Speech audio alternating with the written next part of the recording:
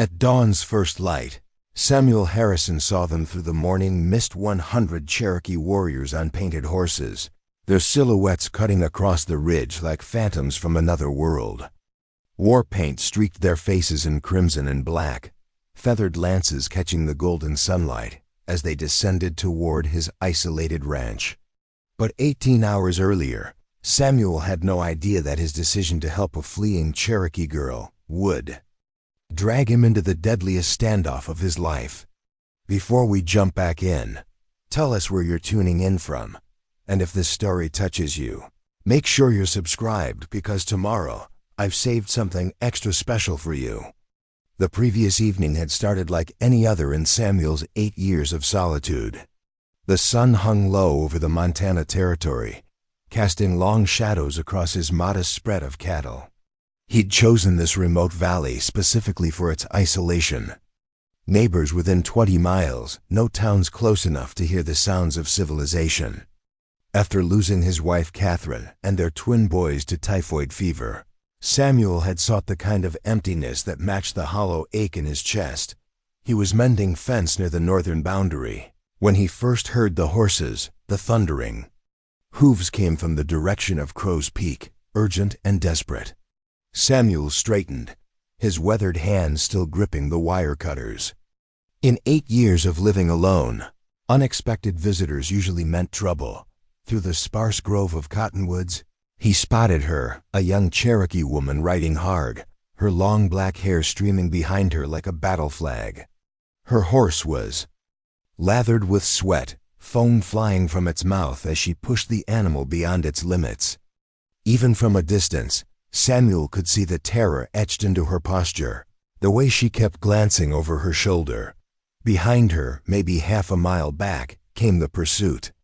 15 riders, also Cherokee by their appearance, but these men rode with the calculated precision of hunters closing in on wounded prey.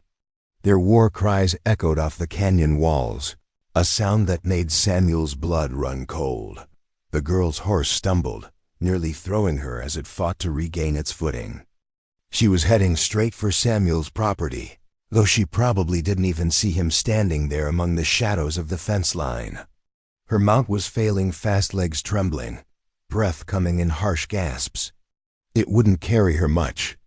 Further, Samuel's first instinct was to duck down, stay hidden, let whatever Cherokee business this was pass by his land without involving him. He'd worked too hard to build this sanctuary of solitude to risk it now. But as the girl drew closer, he could see the desperation in her face, the way her hands shook as she tried to urge more speed from her dying horse. Something about her reminded him of Catherine in her younger days, that same fierce determination, the stubborn set of her jaw when she faced down danger.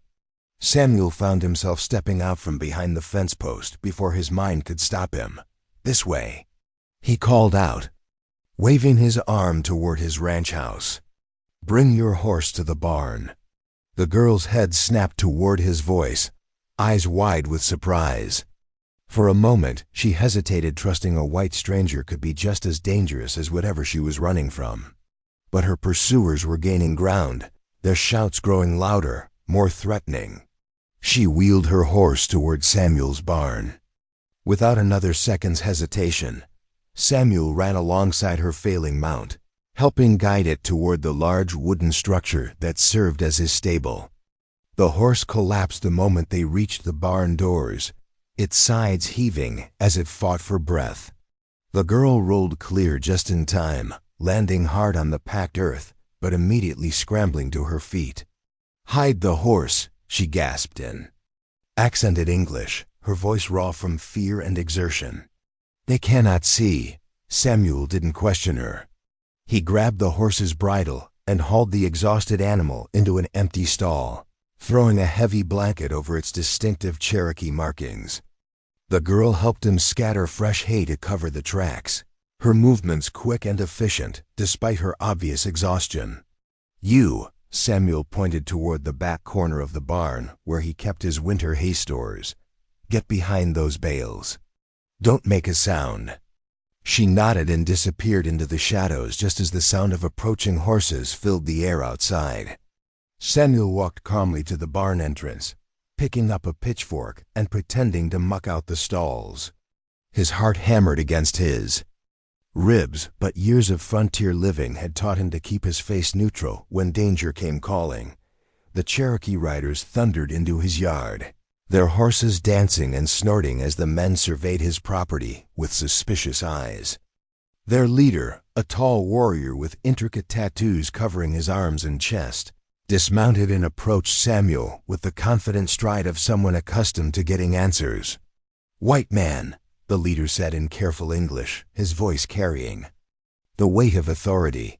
"Cherokee woman comes this way. You see her?"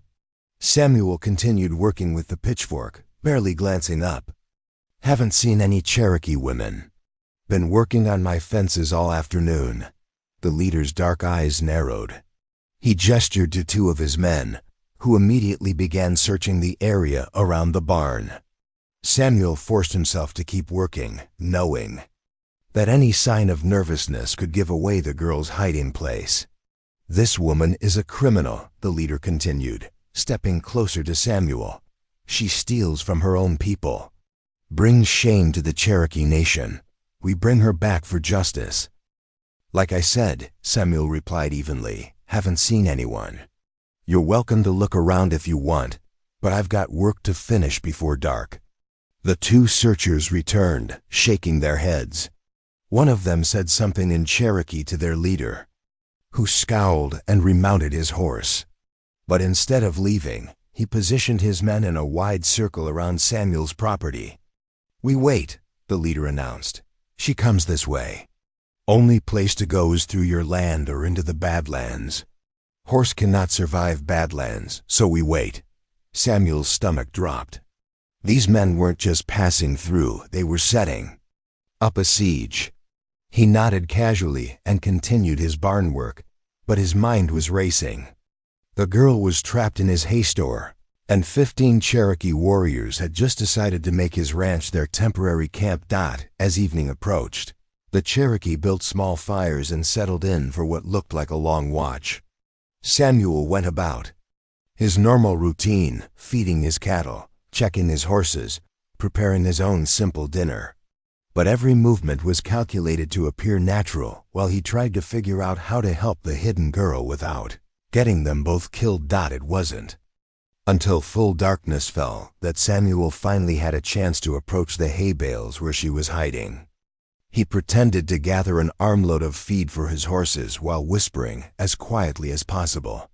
"They're not leaving," he murmured without looking in her direction. "What kind of trouble are you in?" Her voice came back like the whisper of wind through grass. "My name is Ayanna Blackfeather. Those men, they serve my uncle, Chieftain Squatawa, but he is not the man my people think he is." Samuel continued loading hay into his arms, keeping his movements natural. "What do you mean?" "3 days ago, I discovered something terrible. My uncle has been selling Cherokee children to white slave traders, taking orphans, children of families who speak against him, telling the tribe they died of sickness. But I saw the truth. I saw him take money from the traders." Samuel's blood chilled.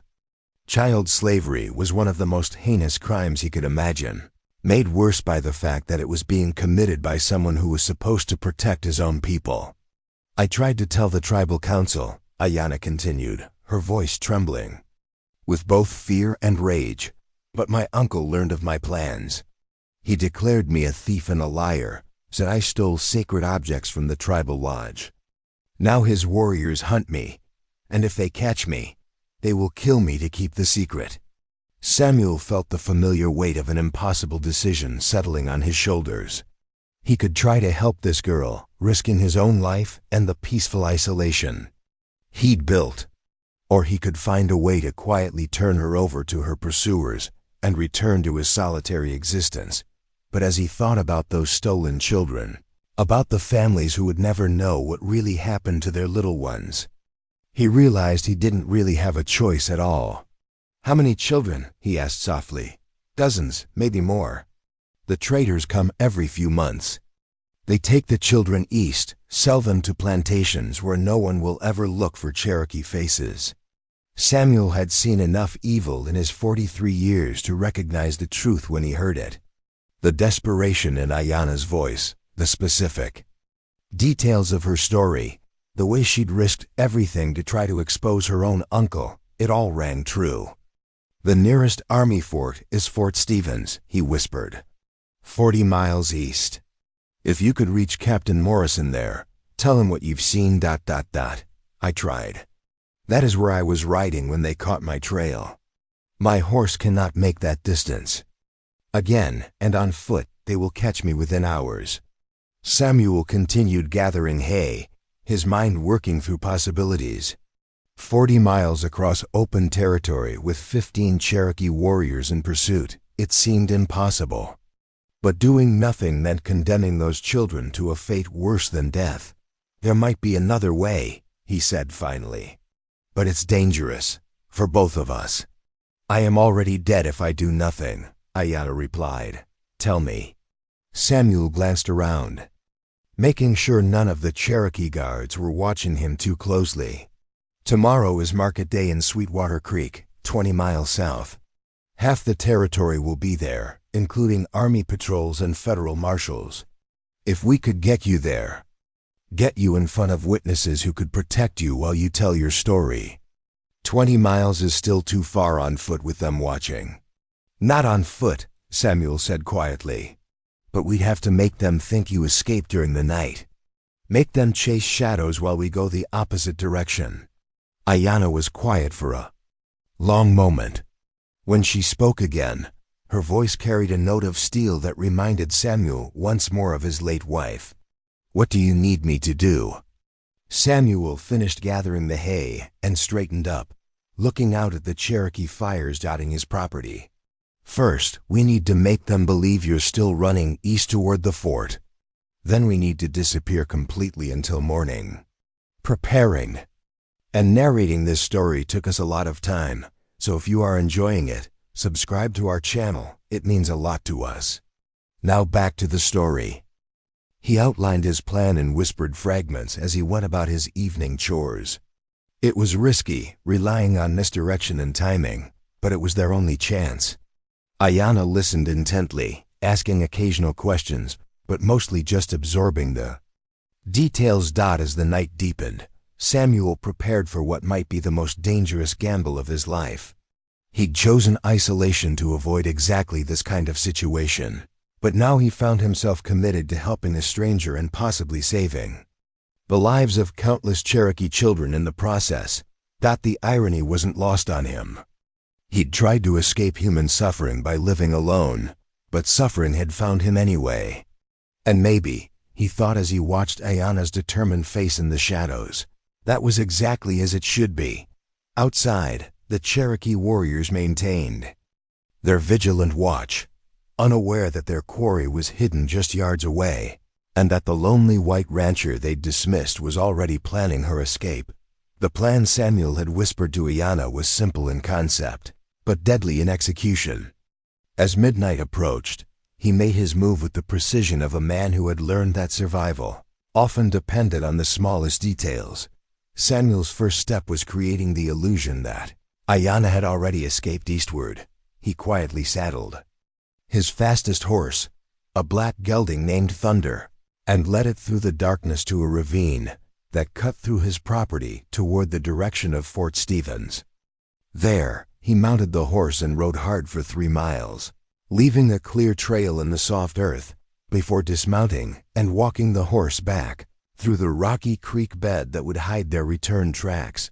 The Cherokee guards, maintaining their watch around his property, would find those hoofprints at first light and assume their quarry had slipped past them during the night. With luck, they would spend the morning pursuing a ghost trail, while Samuel and Ayanna traveled in the opposite direction toward Sweetwater Creek.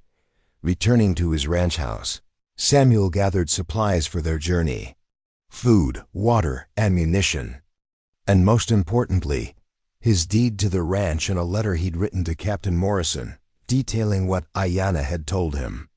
If something happened to them, at least there would be some record of the truth. At 2 in the morning, when the Cherokee guards were at their most tired and least alert, Samuel crept back to the barn.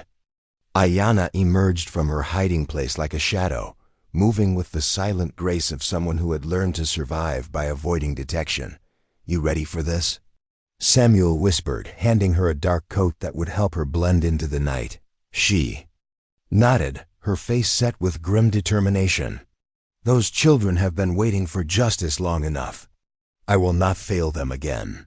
They slipped out through the back of the barn, using a route Samuel had scouted during his evening chores. His property backed up against a series of low hills, covered with dense brush, perfect cover for their escape if they could reach it without being seen. The Cherokee had posted guards at regular intervals, but they were watching for someone trying to flee eastward, not creeping slowly south through the most difficult terrain. Samuel led the way, drawing on years of hunting experience to find paths through the underbrush that would leave minimal sign of their passage. Progress was maddeningly slow. What should have been a 20-minute walk to the edge of his property took nearly 2 hours as they carefully avoided sentries and picked their way through thorny ravines. Every snapped twig, every disturbed stone, could give away their position and bring death thundering down on them. Ayanna proved to be an ideal companion for such a journey. She moved like someone who had grown up in a wild country, reading the terrain instinctively and anticipating obstacles before they became problems. When Samuel stepped on a loose rock that might have clattered down the hillside, her hand was already there to steady it. When a night bird called out in alarm at their presence, she froze instantly, waiting for the sound to fade before continuing. They had covered perhaps 5 miles when disaster nearly struck. Samuel was leading them along a narrow game trail when he heard the unmistakable sound of a horse nickering softly in the darkness ahead. He dropped to the ground immediately, Ayanna following his lead without question. Peering through the brush, Samuel could make out the silhouette of a Cherokee scout who had been posted further from the ranch than expected.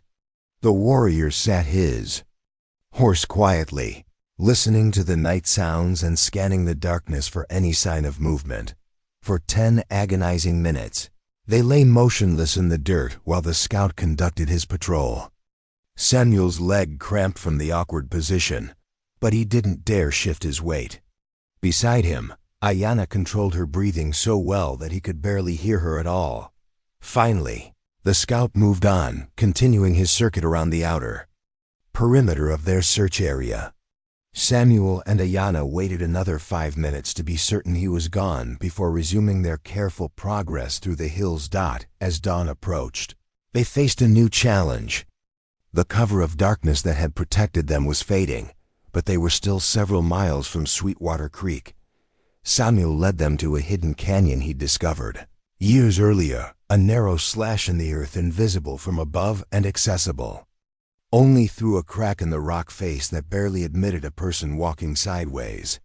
"We'll have to wait here until evening," Samuel explained as they squeezed through the opening into the canyon.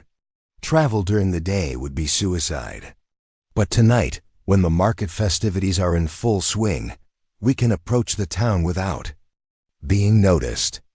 The canyon was larger than it appeared from outside, with a small spring providing fresh water and enough space for them to rest without feeling trapped. Ancient Cherokee symbols had been carved into the rock walls, evidence that Ayanna's people had used this place as a refuge for generations. She traced the symbols with her finger, her expression growing sad. "My grandmother told me stories about places like this. Sacred spaces where our people could find safety when the world grew too dangerous." "Your grandmother was Cherokee too?" Samuel asked, settling down beside the spring to refill their water containers full blood. "She lived through the removal, when the government forced our people from our ancestral lands. She used to say that survival meant knowing when to fight and when to hide, when to trust and when to run." Ayanna's voice carried a note of pain. "I think she would be ashamed of what my uncle has become." Samuel considered his words carefully before responding. From what you've told me, your uncle betrayed everything your people stand for. Fighting against that kind of corruption, that's not betrayal. That's an honor. They talked quietly through the morning, sharing stories that helped pass the time and deepen Samuel's understanding of the woman he'd chosen to help. Ayanna spoke of her childhood, growing up between two worlds as the Cherokee tried to adapt to life on their assigned reservation. She'd learned English from missionary teachers, but kept the old ways alive through her grandmother's stories and teachings. My parents died when I was 14, she explained. Influenza swept through our settlement that winter. My uncle took me in, and for years I thought he was a good man. He spoke of preserving Cherokee traditions, of protecting our people from the worst abuses of the white government. But power changed him. Or maybe it just revealed who he really was underneath. Samuel shared his own story, the loss of his family to disease, his retreat from society, the long years of solitude that had both healed and isolated him. He found himself talking about Catherine and the twins more openly than he had since their deaths, perhaps because Ayanna understood loss in a way that few people could. You blame yourself, she observed during a quiet moment, for surviving when they didn't. Samuel was surprised by her directness, but also relieved to hear someone speak the thought he'd carried alone for so long. I was away buying cattle when the fever hit. If I'd been home... You would have died with them, Ayanna said simply. The spirits have purposes we cannot always see. Perhaps yours was to be here now, to help save those children.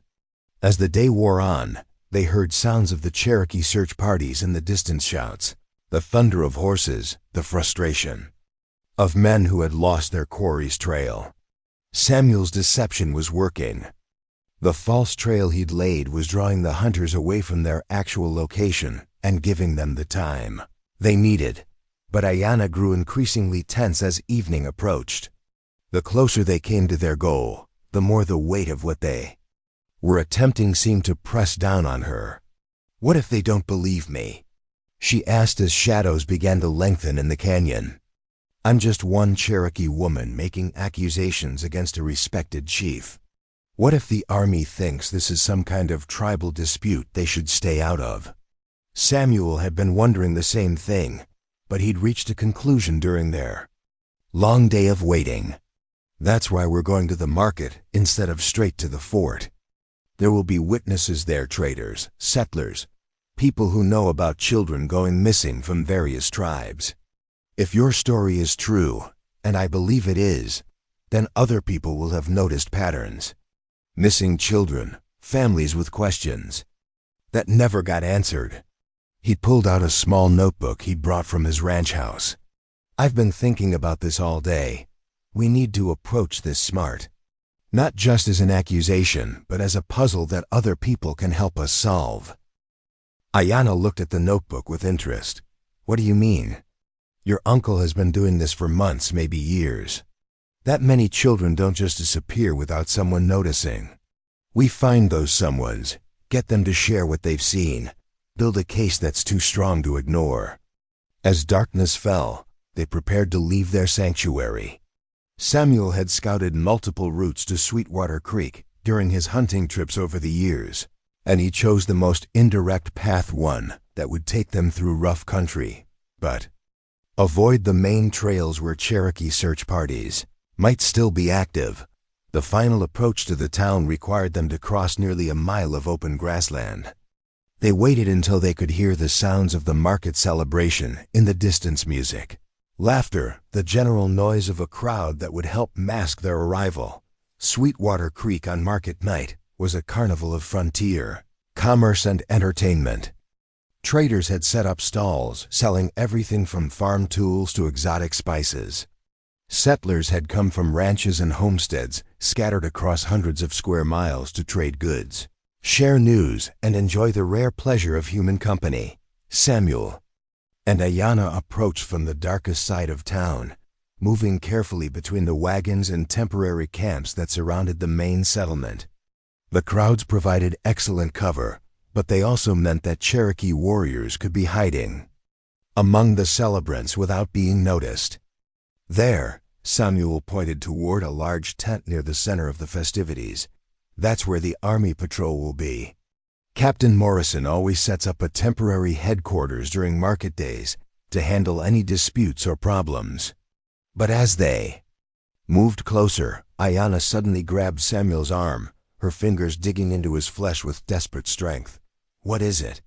he whispered. "There," she breathed, pointing toward a group of men near the livestock pens. "One of my uncle's warriors. Kicking Wolf, if he's here." Samuel's heart sank as he followed her gaze. If the Cherokee had anticipated their destination and sent men ahead, then their carefully planned escape had walked them straight into a trap. The market celebration continued around them, oblivious to the deadly game of hide-and-seek playing out in their midst. Samuel and Ayanna were so close to their goal they could see the army tent, could hear Captain Morrison's voice as he settled a dispute between two traders. But between them and safety stood at least one Cherokee warrior, and possibly more, who would kill them both to protect Chief Tenskwatawa's terrible secret. Samuel's mind raced as he studied the market crowds, searching for other Cherokee faces among the celebrants. Kicking Wolf stood near the livestock pens, his attention focused on scanning the incoming traders and travelers. He was positioned perfectly to spot anyone approaching the army tent from the main thoroughfare. How many others might be here? Samuel whispered, pulling Ayanna deeper into the shadows between two merchant wagons. "If my uncle sent Kicking Wolf, there will be at least 3 more. They work in groups of 4 when hunting." Ayanna's voice was steady, but Samuel could see the fear in her eyes. "Kicking Wolf is their tracker. The others will be positioned to cut off escape routes." Samuel cursed under his breath. They had walked into a carefully laid trap, but retreat wasn't an option. Every hour they delayed gave Chief Tenskwatawa more time to move the children, destroy evidence, or eliminate other potential witnesses. "We need a distraction," Samuel said, studying the layout of the market. "Something big enough to draw attention away from the army tent, long enough for us to reach Captain Morrison." As if summoned by his words, a commotion erupted near the main trading area. 2 mountain men were arguing loudly over the price of beaver pelts, their voices rising above the general din of the market. The dispute quickly drew a crowd, including several army soldiers who moved in to prevent the situation from escalating into violence. "Now," Samuel said, but Ayanna caught his arm. "Wait, watch Kicking Wolf." The Cherokee warrior had indeed moved toward the disturbance, but only a few steps. His eyes continued to sweep the crowd systematically, and Samuel realized the man was too disciplined to be completely drawn away by a simple argument. "He's good," Samuel admitted. "We need something more personal." Ayanna studied the warrior's face, noting the way his attention lingered on certain parts of the crowd. "He's looking for me specifically, not just any Cherokee. He knows my face, my movements, but..." She paused, a thoughtful expression crossing her features. "He doesn't know yours. What are you thinking? You go to Captain Morrison alone. Tell him everything I told you. I'll create a different kind of distraction, one that will force Kicking Wolf to follow me away from the army tent." Samuel shook his head immediately. "That's suicide. Once he spots you, he'll signal the others. You'll be surrounded before you can reach any kind of safety. Not if I'm smart about it." Ayanna pointed toward the far edge of the market, where a preacher had set up a platform and was delivering an evening sermon to a growing congregation. "If I approach from that direction, staying in the crowds, I can lead him away from you and then disappear into the chaos around the church service." It was a desperate plan, but Samuel could see the logic in it. The preacher's crowd provided both cover and confusion, and the religious setting might give even Cherokee warriors pause before starting a violent confrontation.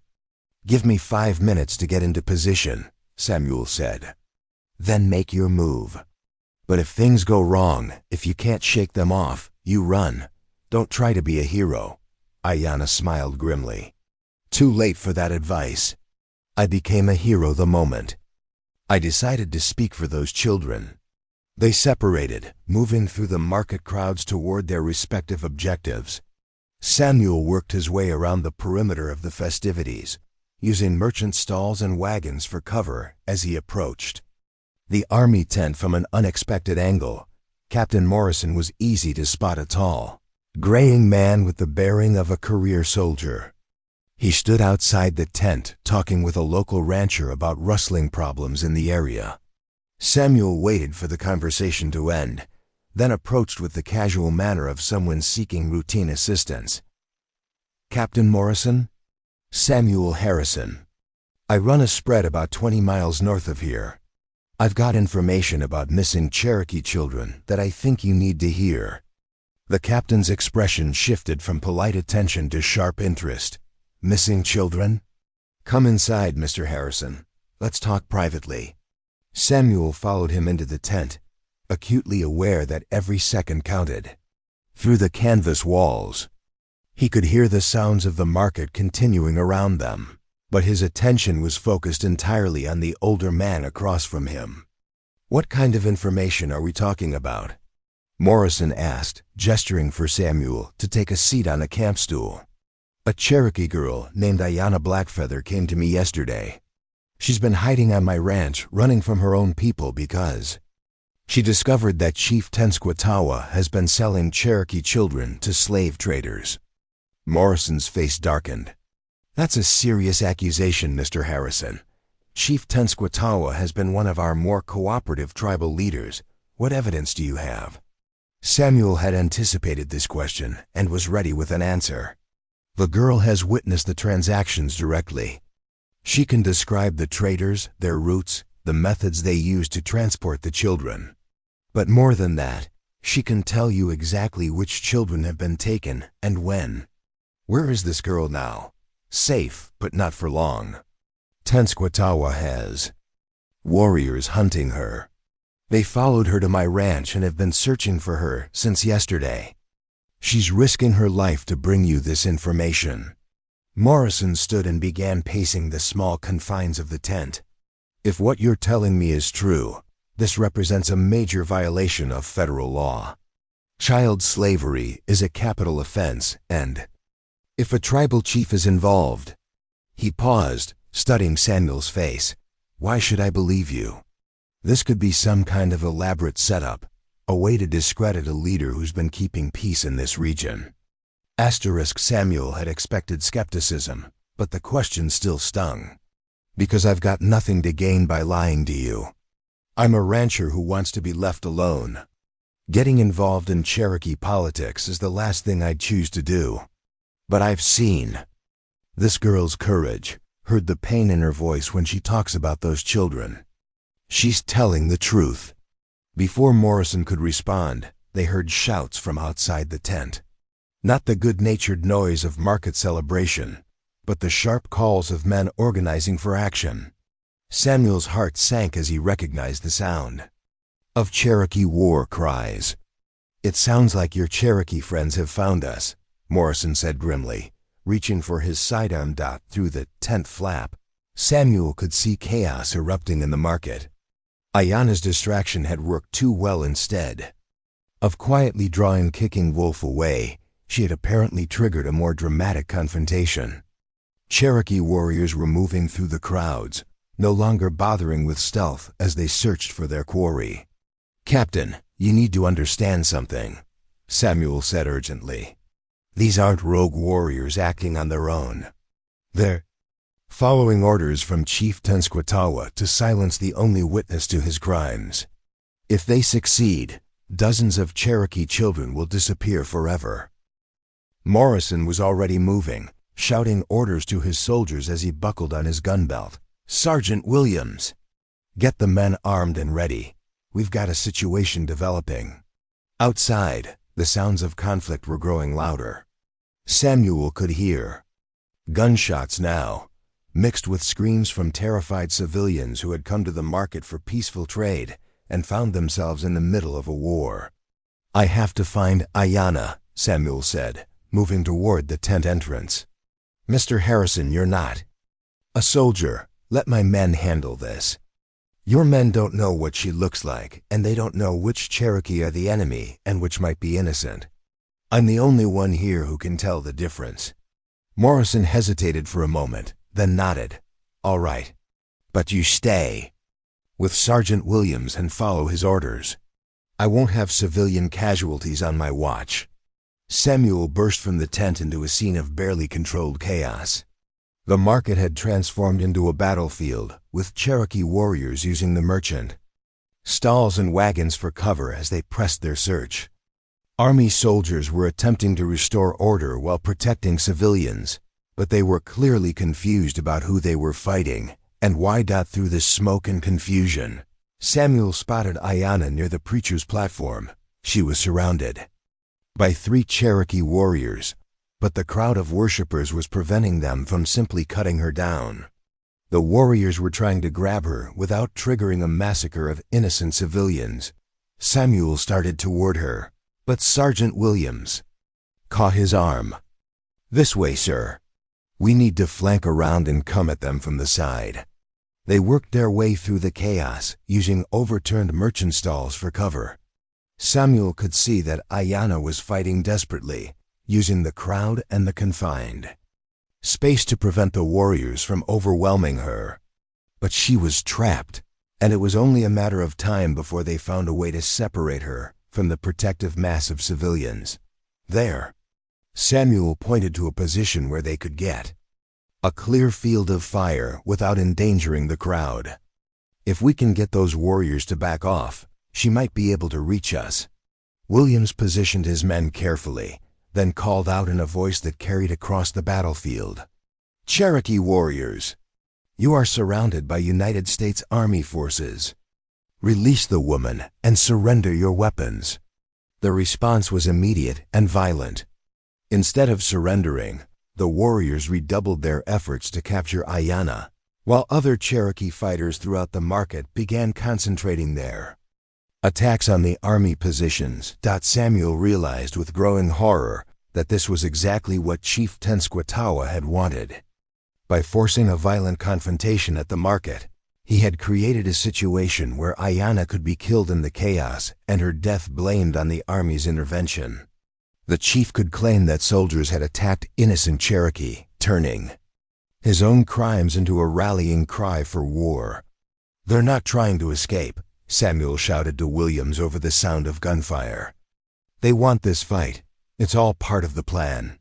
Williams looked confused. "What plan?" "To kill the girl and blame it on you. Make her look like a victim of Army aggression instead of a witness to child slavery." Understanding dawned in the sergeant's eyes. "Then we need to take her alive and get her out of here before this whole thing escalates into a war." Samuel nodded, but even as they spoke, he could see more Cherokee warriors arriving at the edges of the market. These weren't just the few men who had been hunting Ayanna. This was a larger force, probably led by Chief Tenskwatawa himself. The trap was closing, and Samuel realized that they were all pawns in a much larger game. The chief hadn't just been hunting one Cherokee girl, he had been maneuvering the army into a position where they would be forced to choose between letting him eliminate his witness or fighting a battle that could restart the Indian Wars. As bullets flew around them and innocent civilians screamed in terror, Samuel understood that saving Ayanna had become about more than just one woman's life. It had become a fight for the truth itself, and the stakes were higher than he had ever imagined. The thundering of hooves announced the arrival of the main Cherokee force just as Samuel and Sergeant Williams were planning their rescue of Ayanna. Through the smoke and chaos of the market battle, Samuel counted at least 60 mounted warriors streaming into Sweetwater Creek from 3 different directions.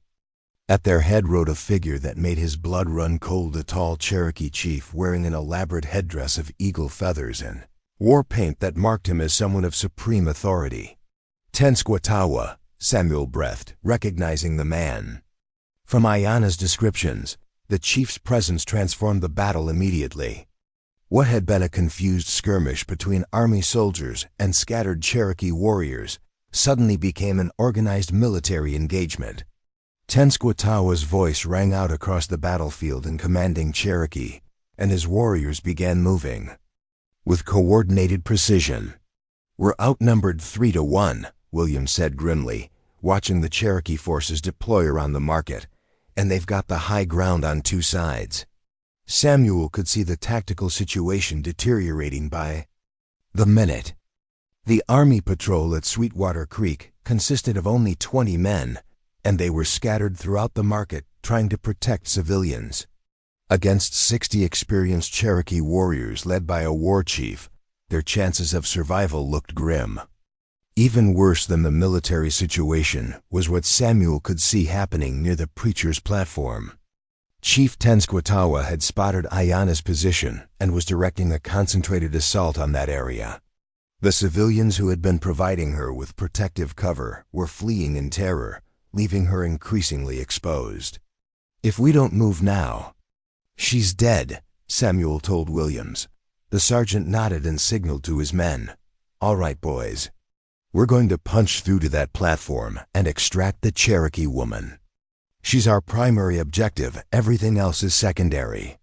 As they prepared to move, Samuel noticed something that gave him a glimmer of hope. Not all of the Cherokee warriors seemed fully committed to the battle. Some were hanging back, looking uncertain, even reluctant. These men were following orders, but their hearts weren't in the fight. "Sergeant," Samuel said quickly, "some of those warriors don't know why they're fighting. They're here because their chief ordered them to be, not because they understand. What's really happening?" Williams looked where Samuel was pointing and saw the hesitation among some of the Cherokee fighters. "You think they might be turned? If we can get Ayana to them, let her speak before Tenskwatawa silences her forever. Some of them might realize they're fighting for the wrong side." It was a desperate gamble, but Williams could see that conventional military tactics weren't going to work against superior numbers and position. "All right, Mr. Harrison, we'll try it your way. But if this goes wrong, we're all dead." They began moving toward the platform, using the scattered merchant wagons and overturned stalls for cover. The fighting was fierce, with Cherokee warriors pressing attacks from multiple directions while Army soldiers tried to maintain defensive positions. Samuel had never been in a real battle before, but his years of frontier living had taught him to stay calm under pressure. He moved from cover to cover with deliberate care, conserving ammunition and picking his shots carefully when forced to return fire. As they drew closer to Ayana's position, Samuel could hear Chief Tenskwatawa shouting commands in Cherokee. The words were unintelligible to him, but the tone was unmistakable, urgent, angry, desperate. The chief knew that every minute Ayana remained alive increased the risk of his crimes being exposed. "There!" Williams pointed to a gap in the Cherokee line where they might be able to break through. "If we can reach that overturned wagon, we'll have a clear path to the platform." They made their dash across the open ground, bullets whining around them as Cherokee warriors spotted their movement. Samuel felt the heat of a near miss across his shoulder, but they reached the wagon without serious injury. From their new position, Samuel could see Ayana clearly for the first time since the battle began. She was crouched behind the preacher's wooden platform, using it for cover while Cherokee warriors closed in from three sides. Her face was streaked with dirt and blood, but her eyes still blazed with determination. "Ayana!" Samuel called out, hoping his voice would carry over the noise of battle. She turned toward the sound, her face lighting up with relief when she spotted him. But her expression quickly changed to alarm as she pointed behind Samuel's position. He spun around to see Chief Tenskwatawa himself approaching their location, flanked by his most trusted warriors. The chief had abandoned his position of command to personally ensure that Ayana was silenced. "Samuel Harrison," Tenskwatawa called out in heavily accented English. "You have interfered in Cherokee justice for the last time." Samuel stepped out from behind the wagon, his rifle held ready but not aimed directly at the chief. This isn't Cherokee justice, and you know it. This is murder to cover up your crimes. Tenskwatawa's painted face twisted with rage. You know nothing of Cherokee ways, white man. The girl is a criminal who stole sacred objects from our people. She must face tribal punishment. She's the only witness to your slave trading operation. Samuel replied loudly, making sure his words carried to the Cherokee warriors who were listening. She saw you selling Cherokee children to white traders. That's why you want her dead. The accusation hit the gathered warriors like a physical blow. Samuel could see shock and confusion spreading across their faces as they processed his words. Several of them lowered their weapons slightly, looking between their chief and the white rancher with growing uncertainty. Tenskwatawa's eyes blazed with fury, but Samuel could also see calculation there. The chief was realizing that his carefully constructed narrative was beginning to unravel in front of his own men. Lies! Tenskwatawa shouted. White man's lies to turn Cherokee against Cherokee. But the damage was done. Samuel could see doubt creeping into the faces of the warriors, questions they had never thought to ask beginning to form in their minds.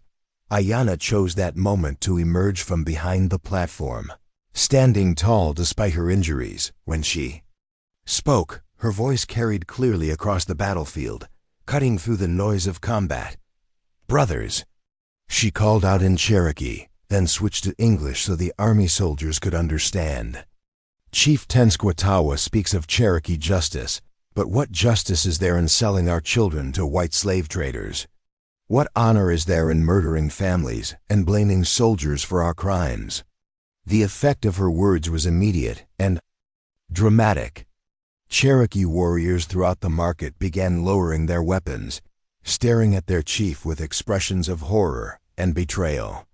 The unified force that had seemed so formidable minutes earlier was fracturing along lines of doubt and moral confusion. Tenskwatawa realized he was losing control of the situation.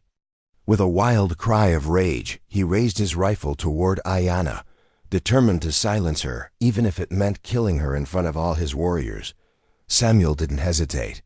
His own rifle was already in position, and his shot took the chief in the shoulder, spinning him around and sending his weapon flying. Tenskwatawa collapsed to the ground, clutching his wounded arm and crying out in pain and fury. The chief's fall seemed to break the last threads holding the Cherokee force together. Warriors began throwing down their weapons, some in disgust at what they had learned, others in simple relief that the fighting could finally stop. Sergeant Williams emerged from cover with his men, quickly moving to secure the wounded chief while Captain Morrison approached from the army tent with additional soldiers. Is it over? Morrison asked, surveying the scattered Cherokee forces and the wounded chief. Not yet, Ayanna said, approaching the group with careful steps. Tenskwatawa is only part of the problem. The white traders he worked with are still out there, and there are other tribal leaders who may be involved. Samuel helped steady her as she swayed slightly from exhaustion and blood loss. What do you need to prove your accusations? The children who are still alive need to be found and returned to their families. The trading routes need to be mapped and shut down. And the evidence hidden in Tenskwatawa's lodge needs to be recovered before his supporters can destroy it. Captain. Morrison nodded grimly. That's going to require a full investigation, probably involving federal marshals and multiple army units. This is bigger than anything we can handle locally.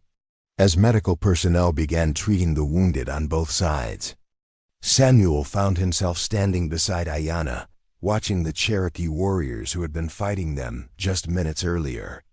Many of them looked lost, uncertain about what to believe or whom to trust. What happens to them now? Samuel asked. That depends on how much they knew, Morrison replied. The ones who were just following orders, who genuinely believed they were pursuing a criminal, they'll probably be released. But anyone who was complicit in the slave trading operation, he didn't need to finish the sentence. The penalties for child slavery were severe. and the federal government took such crimes seriously.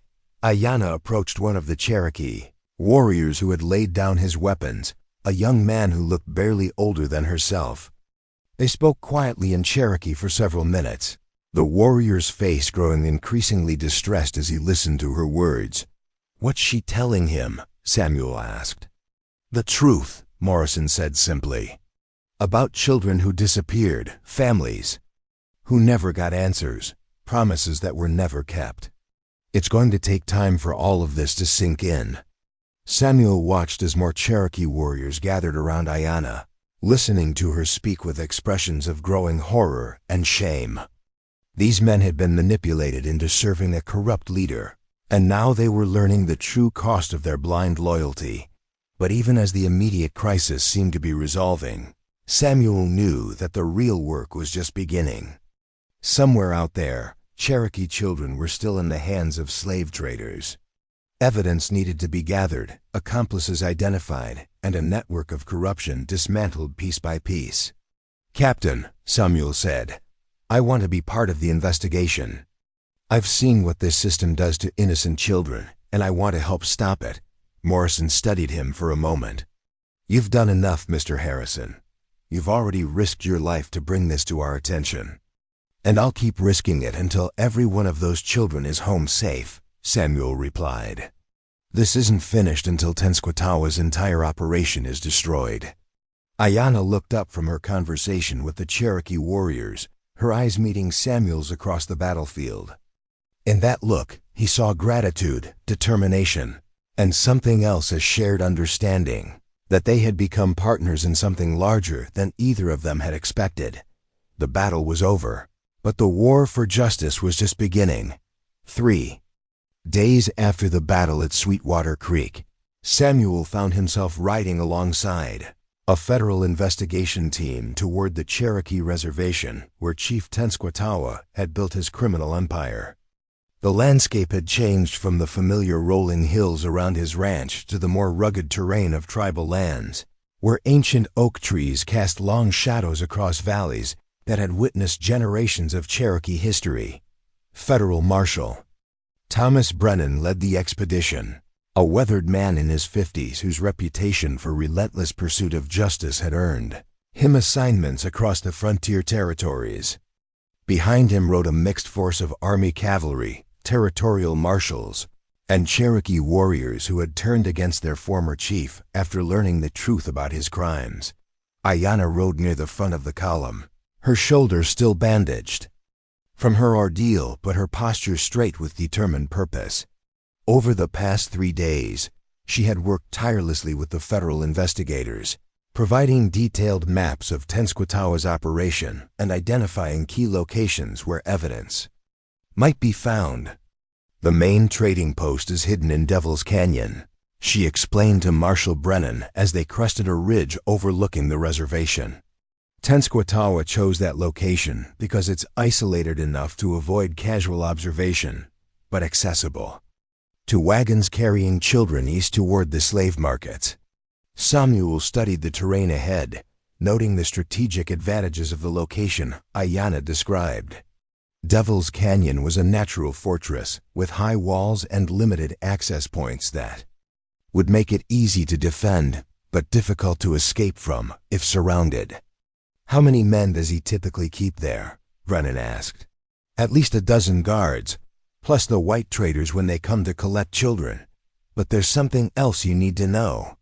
Ayanna's voice carried a note of urgency that made everyone in the group pay closer attention. Tenskwatawa has been moving the operation since his arrest. His brother, Black Wolf, is trying to relocate the children before you can find them. This was new information, and Samuel could see the concern spreading across the faces of the federal agents.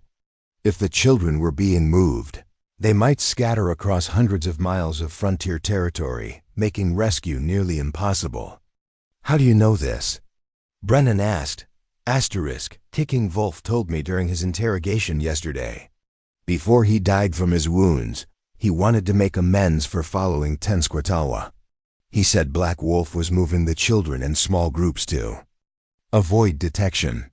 The death of Kicking Wolf had been a blow to the investigation. The Cherokee tracker had been one of the few people who knew the full extent of Tenskwatawa's network, and his final confession had provided crucial intelligence about the operation's scope and methods. If they're moving the children in small groups, they'll be vulnerable during transport, Captain Morrison observed. He had insisted on joining the expedition despite orders to return to Fort Stevens, arguing that his knowledge of local terrain made him invaluable to the mission. Samuel had been thinking along similar lines. Small groups mean they can't travel as fast or defend themselves as effectively. If we can intercept them during the move, we save the children and capture more of the network, Brennan finished. But we need to know the routes they're using. Ayanna pulled out a hand-drawn map she'd been working on during their journey. I've been thinking about this since Kicking Wolf's confession. There are only 3 routes out of Devil's Canyon that can handle wagons. If Black Wolf is smart, he'll split the children between all 3 to spread the risk. The map showed a complex network of trails winding through the mountainous terrain around the Cherokee reservation. Some paths were well-maintained roads suitable for heavy wagons, while others were little more than game trails that could be traveled only on foot or horseback. This northern route leads to the Missouri border, Ayanna continued, tracing the paths with her finger. The eastern route connects to the main trading road toward St. Louis. The southern route is the most dangerous. It goes through Comanche territory, but it also offers the best hiding places. Marshal Brennan studied the map carefully, consulting with his subordinates in low voices. Samuel could see the federal agent weighing the risks and benefits of different approaches, calculating how to deploy his limited forces for maximum effectiveness. We'll split into 3 teams, Brennan decided finally. Captain Morrison will take the cavalry north. Marshal Rodriguez will handle the eastern route with half the Cherokee volunteers. I'll take the southern route with the remainder of our force. What about the main compound in Devil's Canyon? Samuel asked. That's going to require a different approach entirely. According to Miss Blackfeather's intelligence, the canyon is heavily fortified and defended. A direct assault would be suicide, and it might give Black Wolf time to kill any remaining children rather than let them be rescued. Yaina had been silent during this planning discussion, but now she spoke up with quiet authority. I know another way into the canyon. A path that Tenskwatawa doesn't know about because it's considered sacred by our people. No Cherokee would normally use it for anything involving white men or commerce. The federal agents exchanged glances. Using a sacred Cherokee path for a military operation was potentially problematic, both politically and practically. Would your people consider it a desecration? Brennan asked carefully. Under normal circumstances, yes. But these are not normal circumstances. The children being held in that canyon are Cherokee children, and their rescue justifies breaking certain traditions. Ayanna's voice carried the weight of someone who had thought deeply about the moral complexities of her decision. Samuel understood the sacrifice she was making. By revealing a sacred path to federal agents, Ayanna was violating cultural taboos that had been maintained for generations. But she was doing it to save children of her own people, which gave her actions a different kind of honor. How many people can use this path? Samuel asked. No more than 4 or 5. It's narrow and treacherous, meant for spiritual journeys rather than military operations. But it leads directly into the heart of the compound, bypassing the main defenses. A plan began forming in Samuel's mind, one that made use of Ayanna's unique knowledge while minimizing the risks to the larger expedition. What if a small team used the sacred path to infiltrate the compound while the main forces positioned themselves to intercept the fleeing children? We could coordinate the timing so that the rescue happened simultaneously with cutting off the escape routes. Brennan nodded slowly. It could work. But who would you send on such a dangerous mission? Samuel had already made up his mind about that. Ayanna and I will go. We know each other's capabilities, and she's the only one who knows. The path. Add 2 of your best men who can move quietly, and we'll have enough firepower to handle whatever we find inside." "Absolutely not," Captain Morrison interrupted. "Mr. Harrison, you're a civilian. This kind of operation requires military training and experience. With respect, Captain, I've been living on the frontier for 8 years. I know how to move quietly through hostile territory, and I know how to handle myself in a fight. More importantly, Ayanna trusts me, and that trust might be the difference between success and failure." Ayanna supported Samuel's argument. "He's right. The sacred path requires not just physical skill, but also spiritual preparation. Samuel has shown respect for Cherokee ways and understanding of our traditions. The ancestors will be more likely to protect our mission if he's part of it." The debate continued for several minutes, with various members of the expedition expressing concerns about using civilians in dangerous operations. But eventually, Marshal Brennan made the decision that would shape the rest of their mission. "All right, Mr. Harrison. You and Miss Blackfeather will lead the infiltration team. Sergeant Walker and Private Chun will accompany you. They're both experienced in covert operations. The rest of us will position ourselves to intercept the fleeing children and provide backup if your mission goes wrong." As the expedition prepared to split into its component teams, Samuel found himself checking his weapons and supplies with the methodical care of someone who understood that attention to detail could mean the difference between life and death. His rifle was clean and loaded, his ammunition carefully counted and secured. A sharp knife hung from his belt alongside basic medical supplies and enough food for 2 days. Iyana approached him as he finished his preparations. "Are you certain about this, Samuel? Once we enter the sacred path, there will be no turning back. The spirits of my ancestors will be watching, and they do not forgive those who enter their domain with impure motives." Samuel looked at her seriously. "My motives are to save children from slavery and bring justice to those who would exploit the innocent. If your ancestors find fault with that, then I'll accept whatever judgment they pass." His answer seemed to satisfy her, and she nodded with approval. "Then we begin the purification ritual at sunset. The sacred path can only be traveled during the dark hours when the spirits are most active." As evening approached, the expedition made camp in a hidden valley several miles from Devil's Canyon. The 3 intercept teams would move out before dawn to take their positions along the escape routes, while Samuel's infiltration team would begin their approach to the sacred path after midnight. The purification ritual Ayanna conducted was unlike anything Samuel had experienced before.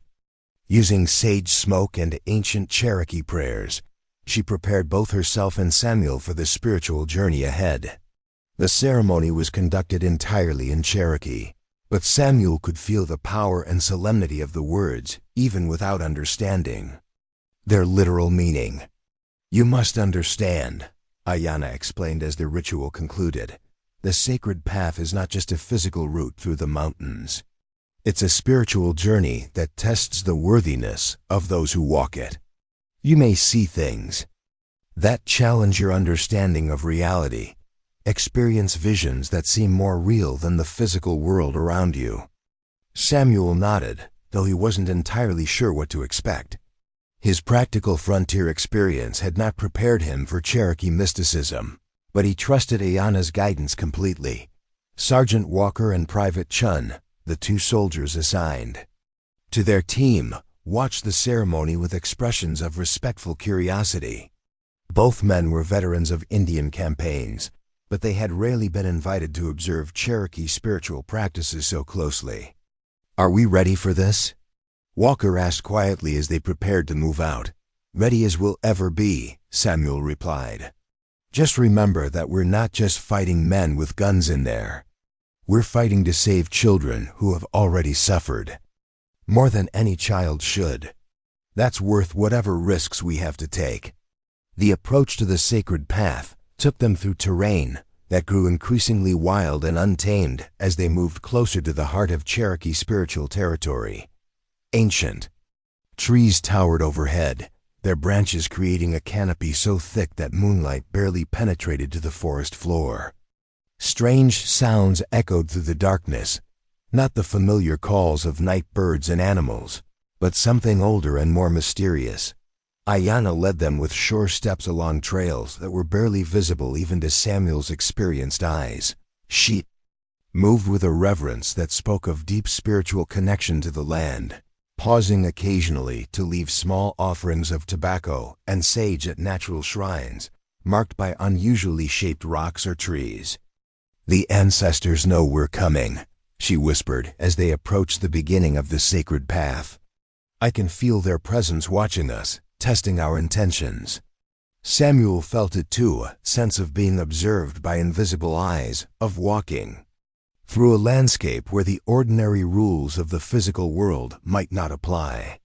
It was unsettling but not frightening, more like the feeling of entering a cathedral where ancient prayers had hallowed the very stones. The entrance to the sacred path was marked by two massive boulders that formed a natural gateway. Cherokee symbols had been carved into the rock faces, worn smooth by centuries of weather, but still clearly visible in the moonlight. "Beyond this point," Ayanna said solemnly, "we walk in the footsteps of Cherokee holy men and women who have made this journey for 1,000 years. Show respect, speak only when necessary, and trust in the rightness of our cause." As they passed between the guardian stones and began their ascent into the sacred mountains, Samuel felt the weight of history settling around them like a cloak. Whatever happened in the hours ahead, he knew they were embarking on a journey that would change them all in ways they could not yet imagine. The sacred path wound upward through the darkness like a serpent carved from living rock, its ancient stones worn smooth by countless generations of Cherokee pilgrims.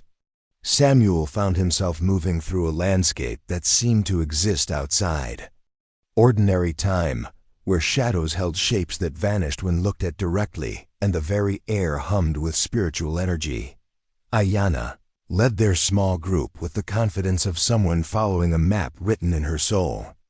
Behind her, Samuel matched her careful pace, while Sergeant Walker and Private Chun brought up the rear, their military training evident in how they scanned for threats even in this sacred space. "The path tests all who walk it," Ayanna whispered, as they navigated a particularly treacherous section, where the trail narrowed to barely 2 feet wide with a sheer drop on one side. "Some see visions of their past, others glimpse possible futures. Trust what your heart tells you, not necessarily what your eyes show you." Samuel was beginning to understand what she meant. As they climbed higher into the mountains, he started experiencing flashes of memory so vivid they seemed more real than his present surroundings. He saw Catherine's face as clearly as if she were walking beside him, heard his twin boys' laughter echoing off the canyon walls. But instead of the crushing grief these memories usually brought, he felt a strange sense of peace, as if his lost family were somehow blessing this mission to save other children. Behind him, Sergeant Walker was having his own mystical experience. The grizzled soldier, who had seen action in a dozen Indian campaigns, found himself remembering not the battles he had fought, but the Cherokee children he had encountered in peaceful moments, youngsters playing games around army camps, their faces bright with curiosity and innocence.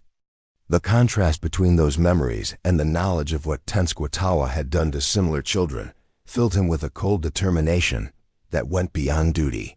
Private Chun, the newest member of their group, was struggling more with the spiritual aspects of their journey. A practical man from California who had joined the army for steady pay rather than any grand calling, he found the mystical atmosphere unsettling. But as they continued their ascent, even he began to sense the rightness of their mission. Feeling a connection to something larger than himself, the path led them through a series of natural chambers carved into the mountainside, each one decorated with ancient Cherokee pictographs that seemed to glow faintly in the moonlight. Ayanna paused at each chamber to offer brief prayers, her voice blending with the wind in harmonies that made Samuel's skin prickle with recognition of something sacred. "These chambers tell the story of my people," she explained during one of their stops. "This one shows the Great Migration from the eastern mountains. That one depicts the first contact with European settlers. And this," she gestured toward a chamber whose pictographs were darker, more ominous than the others. "This shows the prophecy of the children lost to darkness and the heroes who would bring them home." Samuel studied the ancient drawings, noting how they seemed to depict figures that looked remarkably similar to their own small group. Cherokee woman leading white and Cherokee men through treacherous terrain toward a place of imprisonment. The resemblance was so striking that it sent shivers down his spine. "How old are these drawings?" he asked. "Some are hundreds of years old, others ... Ayanna touched one of the pictographs showing their group. "Others appear when they are needed, drawn by hands we cannot see." The mystical explanation should have been impossible for Samuel to accept, but after everything he had experienced since meeting Ayanna, he found himself more open to possibilities beyond his previous understanding. If ancient Cherokee spirits could somehow foresee this mission and guide their steps, he was grateful for any help they could provide. As they approached the final section of the sacred path, the spiritual intensity reached its peak. The air itself seemed to shimmer with energy, and Samuel could swear he heard voices speaking in Cherokee all around them, not threatening, but encouraging, as if the ancestors were offering their blessing for the rescue mission. The path ended at a concealed opening in the canyon wall, hidden behind a curtain of hanging vines that looked completely natural from the outside. Through the gap, they could see the flickering lights of Devil's Canyon below, where Tenskwatawa's criminal operation had established its headquarters. Ayanna pressed her hand against the rock wall beside the opening, whispering a prayer of gratitude to the spirits who had guided their journey. Then she turned to her companions with an expression of grim determination. "Beyond this point, we enter the realm of human evil rather than spiritual power. The ancestors have brought us this far, but the rest depends on our courage and skill." Samuel checked his rifle one final time and nodded to Walker and Chun. "Everyone ready?" They slipped through the concealed opening and found themselves on a narrow ledge overlooking the main compound of Tenskwatawa's operation. What they saw below made Samuel's blood run cold with fury and determination. Devil's Canyon had been transformed into a complex of buildings and corrals that looked more like a slave market than anything belonging to a Cherokee chief. Wooden structures housed what were obviously human prisoners, while larger buildings served as quarters for guards and storage for supplies. Wagons stood ready for transport, their iron-barred interiors designed specifically for carrying human cargo. It was the sound that hit Samuel hardest, the faint crying of children drifting up from the prison buildings below.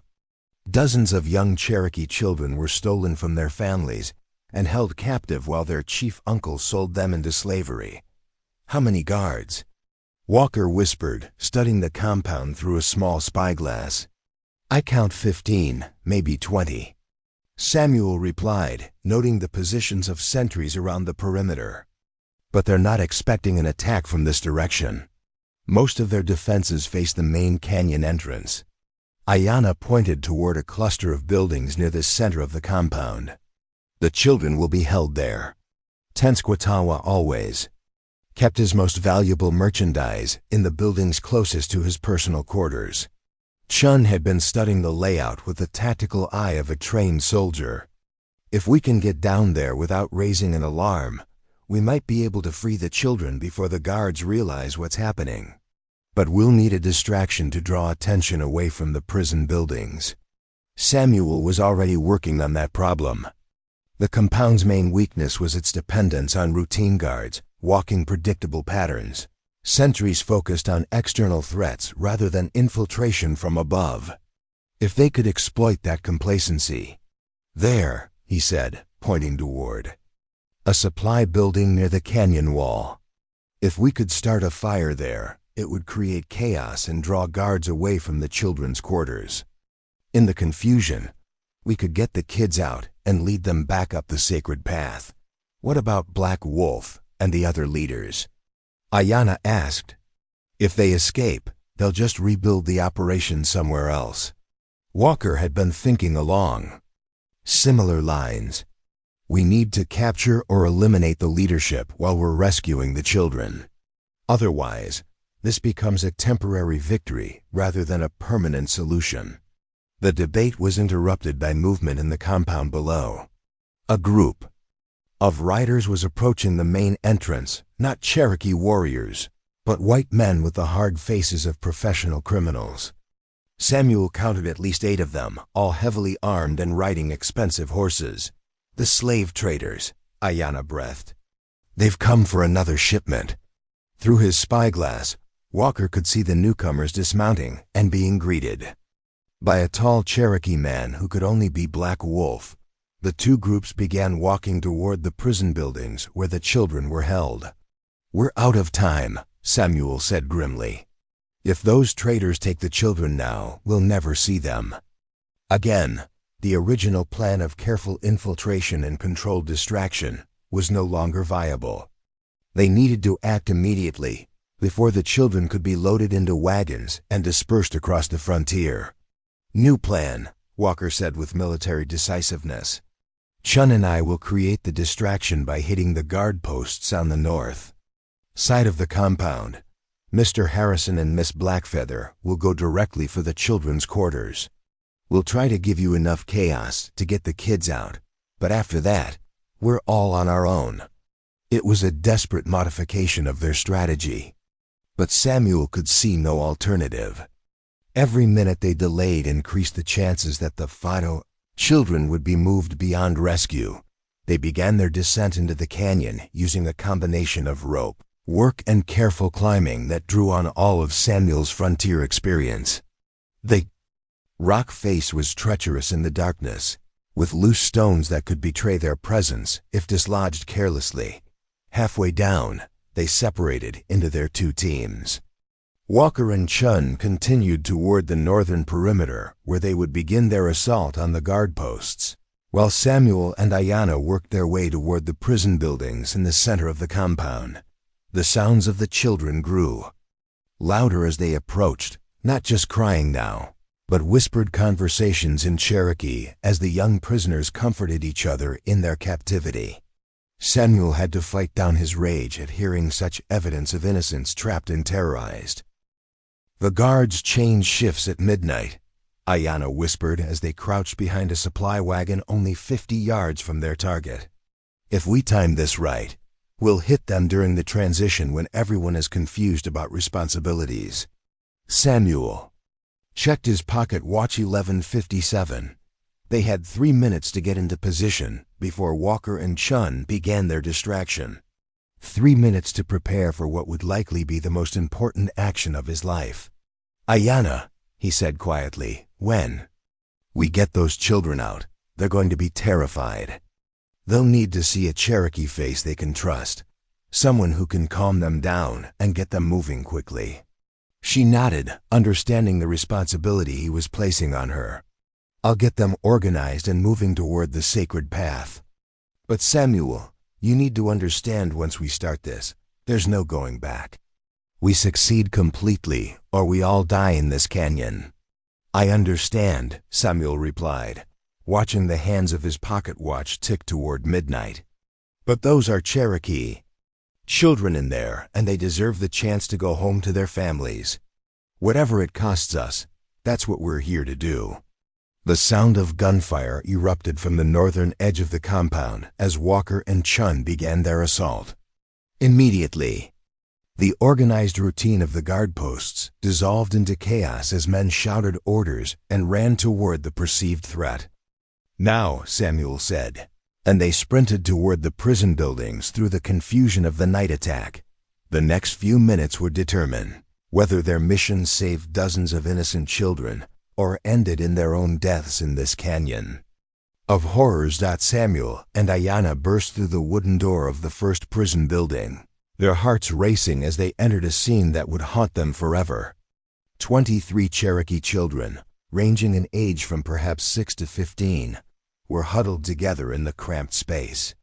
Their eyes reflected a mixture of terror and desperate hope as they stared at the unexpected visitors. "We're here to take you home," Ayanna said immediately in Cherokee, her voice carrying all the authority and compassion she could muster. "My name is Ayanna Blackfeather, and this is Samuel Harrison. We've come to free you from this place." The children's reaction was immediate but varied. The older ones showed skeptical caution. They had learned not to trust promises of freedom. The younger children began crying with relief, reaching toward Ayanna as the first Cherokee adult they had seen in weeks who wasn't part of their nightmare. "How many buildings?" Samuel asked, keeping watch at the door as shouts and gunfire continued. From Walker and Chun's diversionary attack. "3 more," replied a boy who looked about 14, his voice hoarse from captivity. "Maybe 30 more children total. But the white men are moving some of them tonight." Samuel's worst fears were confirmed. They weren't just racing against the guards, they were racing against a slave shipment that was already in progress. "Listen carefully," Ayanna said, addressing all the children in both Cherokee and English. "We're going to move you in groups to a place where you'll be safe. The older children need to help carry the younger ones. Stay together, stay quiet, and follow Samuel while I get the others." But their rescue plan immediately encountered complications. Several of the younger children were too weak from malnutrition and abuse to walk properly, while others were so traumatized that they couldn't stop sobbing despite Ayanna's reassurances. "This isn't going to work," Samuel said grimly, watching a 6-year-old girl who could barely stand. "We can't move this many children quickly enough, especially not up that sacred path in the dark." The sound of approaching horses added urgency to their dilemma. Through the window, Samuel could see Black Wolf and 3 of the white traders riding hard toward the prison buildings, apparently having realized that the attack on the perimeter was a diversion. "Take the ones who can move," Ayanna said decisively. "Get them started up the path. I'll get the others from the remaining buildings and find another way out." "Absolutely not. We stay together or we all die together." Their argument was interrupted by the oldest boy in the group, who had been listening intently to the sounds of battle outside. "There's a root cellar under the 3rd building," he said quietly. "It connects to an old mine shaft that leads out of the canyon. Tenskwatawa used it to move special prisoners without the other guards seeing." Samuel felt a surge of hope. "Can you guide us there?" "Yes, but we have to go now. Black Wolf knows about the tunnel too. If he realizes what we're doing, he'll cut us off." The decision was made for them as the sound of hoofbeats grew closer. Samuel scooped up the weakest child, a little girl who couldn't have weighed more than 40 pounds, while Ayanna organized the others into a tight group. "Move," Samuel commanded, and they burst out of the building into the chaos of the ongoing battle. Walker and Chun had done their job well. The northern section of the compound was ablaze with gunfire and confusion as guards tried to repel what they believed was a major assault. But Samuel could see that the diversion wouldn't last much longer. The professional slave traders were already organizing a coordinated response that would soon overwhelm the 2 soldiers. Racing between buildings with 23 children in tow felt like the longest 100 yards of Samuel's life. Every shadow could hide a guard. Every sound could signal discovery and death. The children, to their credit, moved with the desperate silence of those who understood that their lives depended on perfect cooperation. The 2nd prison building yielded 14 more children, including several who were in even worse condition than the first group. One boy, perhaps 12 years old, had clearly been beaten recently, his face swollen and his left arm hanging uselessly at his side. "Can you walk?" Ayanna asked him gently. "I can do whatever it takes to get out of here," he replied with a determination. That broke Samuel's heart and filled him with admiration. Simultaneously, the 3rd building presented the greatest challenge.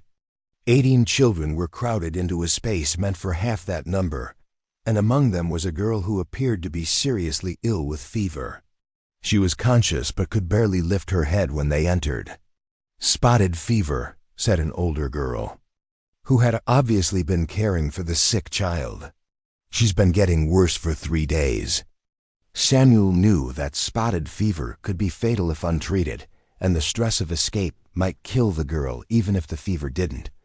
But leaving her behind was unthinkable.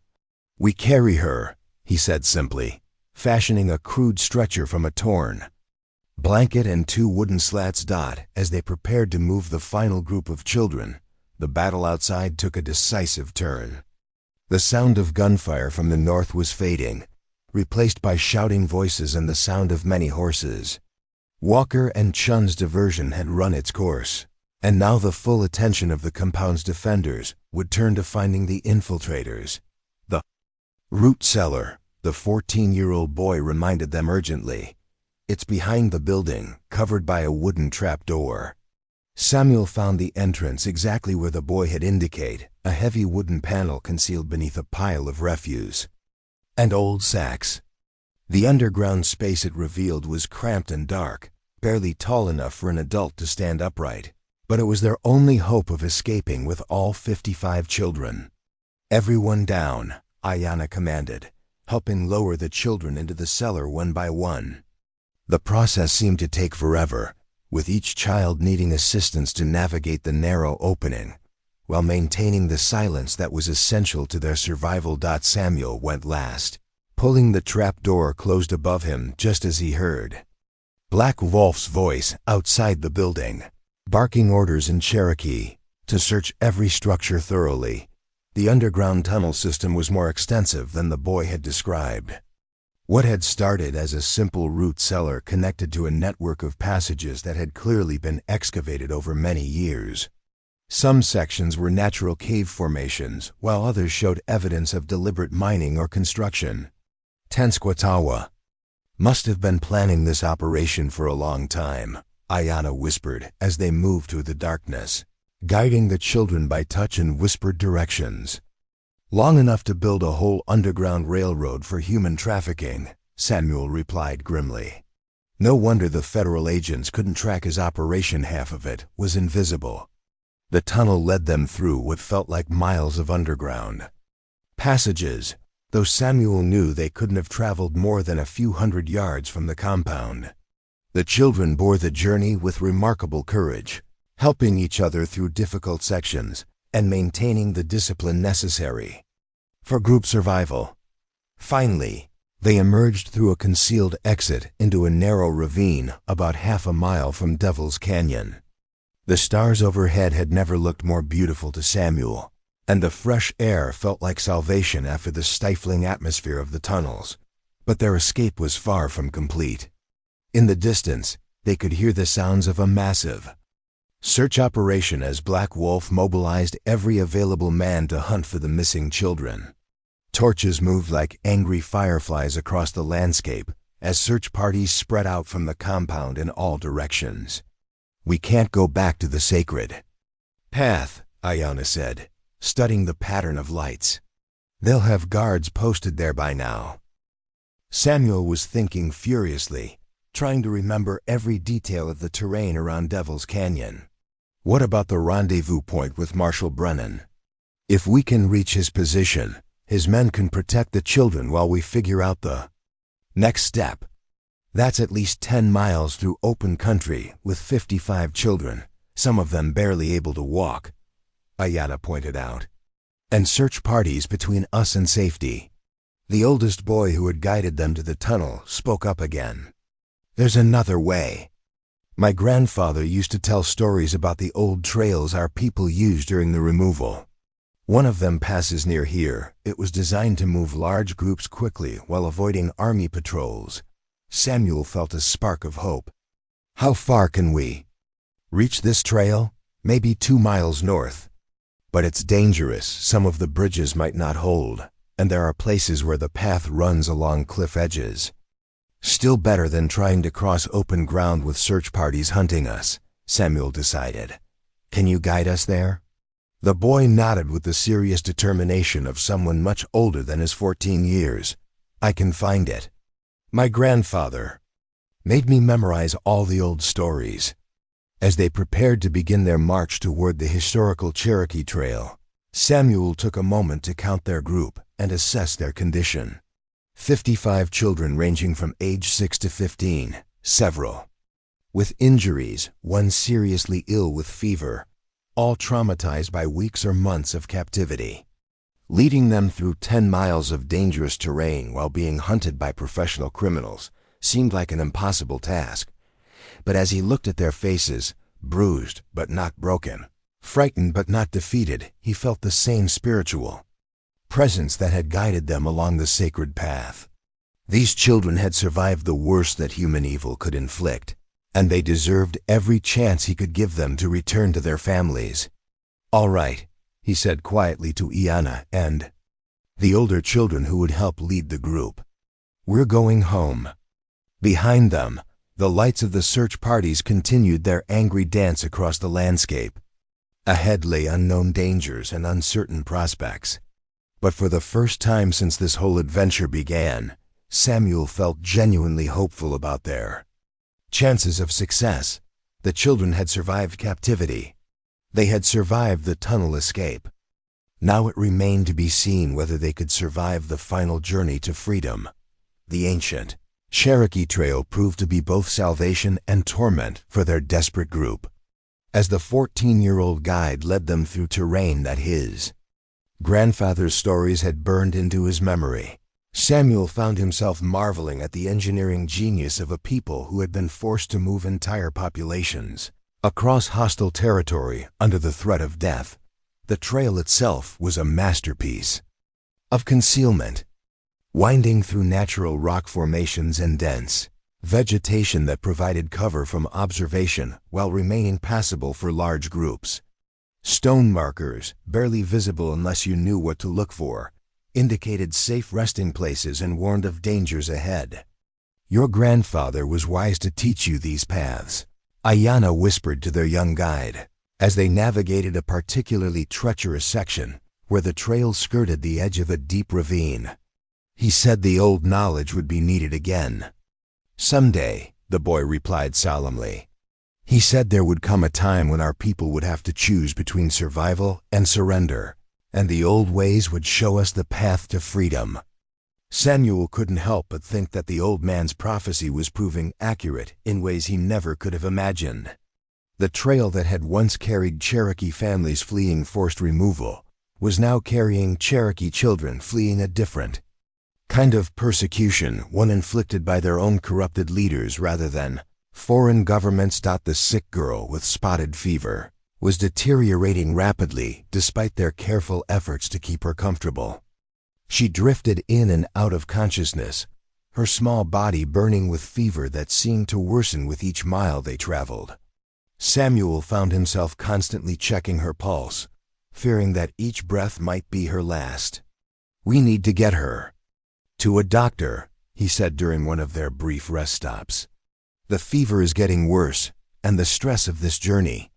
"The nearest doctor is in Sweetwater Creek," Iana replied, consulting the mental map she carried of the territory's settlements. "That's still 6 miles beyond our rendezvous point with Marshal Brennan." An older girl who had been helping care for the sick child spoke up unexpectedly. "My grandmother was a medicine woman before the white missionaries came. She taught me some things about fever sickness before she died." Samuel looked at the girl with interest. She couldn't have been more than 13, but her eyes held the ancient wisdom that seemed to run in Cherokee bloodlines like a river connecting past and present. "What kind of treatment?" he asked. "Willow bark tea to break the fever and certain roots that grow near water to strengthen the blood. If we could find a stream with the right plants growing nearby." Their young guide overheard the conversation and immediately altered their course. "There's a hidden spring about half a mile off the main trail. It's fed by snowmelt from the high peaks, so it stays cold even in summer. And I remember seeing the plants my own grandmother used for medicine growing around the edges." The detour cost them precious time, but Samuel knew they had no choice. The sick girl was their responsibility now, and abandoning her to save time would make them no better than the slavers they were fleeing. The spring, when they found it, was everything the boy had promised, a crystal-clear pool fed by water cascading down from the rocky heights above.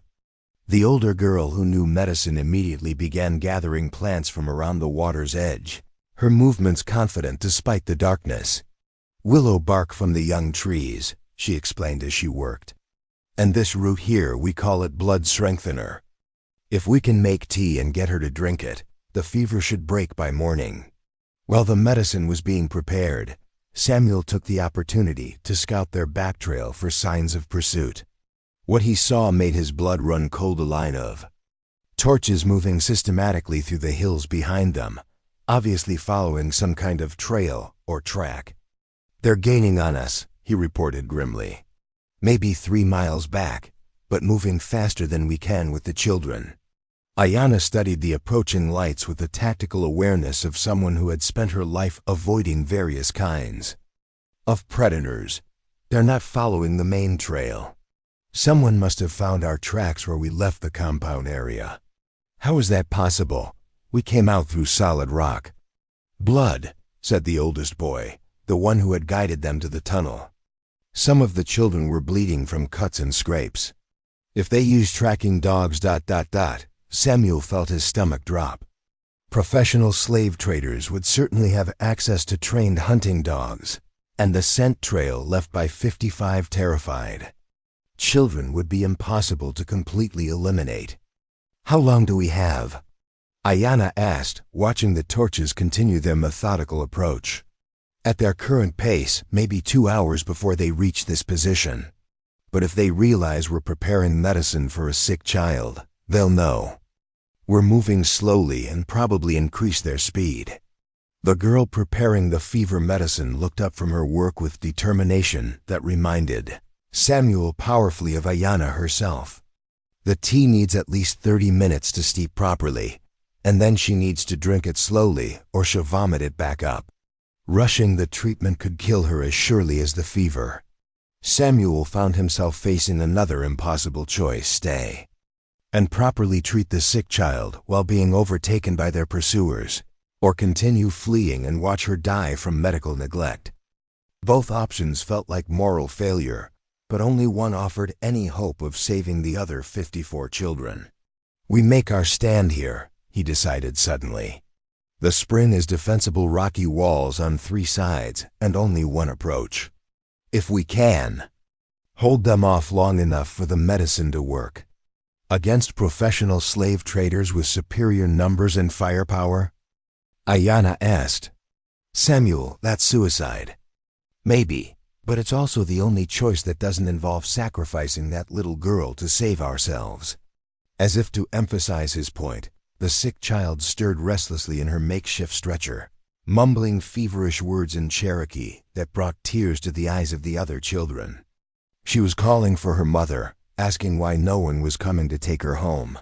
The decision galvanized the group in unexpected ways. The older children immediately began gathering rocks and sticks that could serve as weapons, while the younger ones helped prepare defensive positions among the boulders around the spring. Even children who had seemed broken by their captivity found new strength when given a chance to fight back against their oppressors. Samuel checked his ammunition: 18 rounds for his rifle, plus the spare cartridges he carried in his belt pouch. Hardly enough for a prolonged firefight, but perhaps sufficient for the kind of defensive action he was planning. "How many rounds do you have?" he asked Ayanna. 12, plus this." She pulled a long knife from her boot, its blade glinting in the starlight. "If they get close enough for this, shooting won't matter anyway." The oldest boy surprised them both by producing a small pistol from somewhere inside his tattered shirt. "Took it from one of the guards during the escape," he explained. Matter-of-factly. "Figured it might come in handy." Samuel stared at the weapon, a .36 caliber Navy Colt that had seen better days but appeared functional. "Do you know how to use it?" My father taught me to shoot before Tenskwatawa had him killed for asking too many questions about missing children. I'm not as good as a man, but I can hit what I aim at. The casual way the boy mentioned his father's murder sent a chill through Samuel that had nothing to do with the night air. These children had endured horrors that would have broken most adults, yet they continued to show courage and resourcefulness that humbled him. As they waited for their pursuers to arrive, the medicine girl finished preparing her fever tea and began the delicate process of getting the sick child to drink it. The liquid was bitter and hot, causing the patient to cough and resist, but gradually she managed to consume most of the dose. How long before we know if it's working? Samuel asked. The fever should begin breaking within an hour if the medicine is going to help at all. But she's very weak. Even if the fever breaks, she needs days of rest and proper food to fully recover.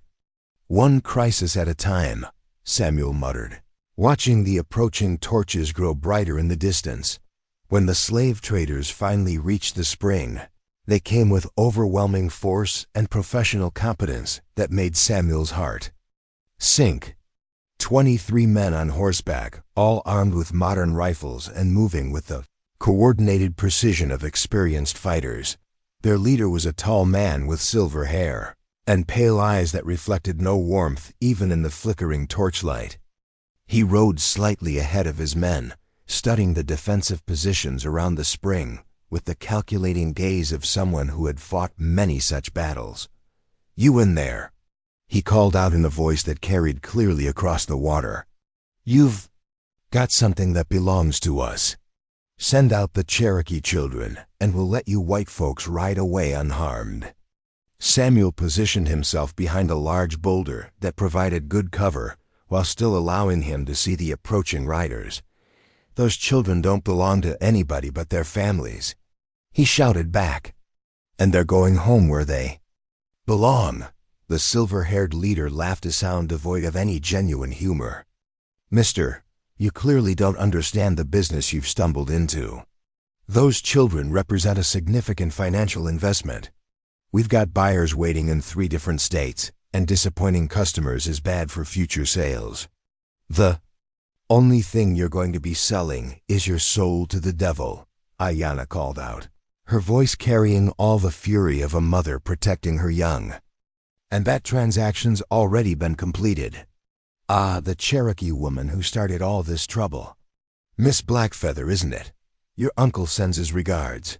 He's quite eager to have a personal conversation with you about family loyalty." Samuel could feel Ayanna tense beside him, but her voice remained steady when she replied, "My uncle is a traitor to everything our people stand for. Tell him that when I see him again, it will be in a federal courtroom where he answers for his crimes. That's not going to happen, I'm afraid. See, we've got a schedule to keep, and you've already cost us too much time and money. So here's what's going to happen. You're all going to walk out of there with your hands up, and we're going to sort out who goes where based on current market demands." The casual way the trader discussed selling children like livestock filled Samuel with a rage so pure it seemed to burn away his fear. "Here's what's actually going to happen," he called back.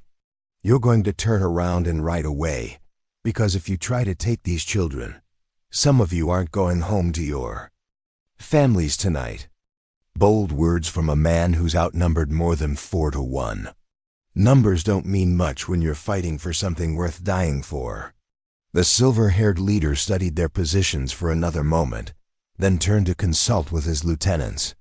Samuel could see them pointing at various approaches to the spring, clearly planning their assault with professional thoroughness.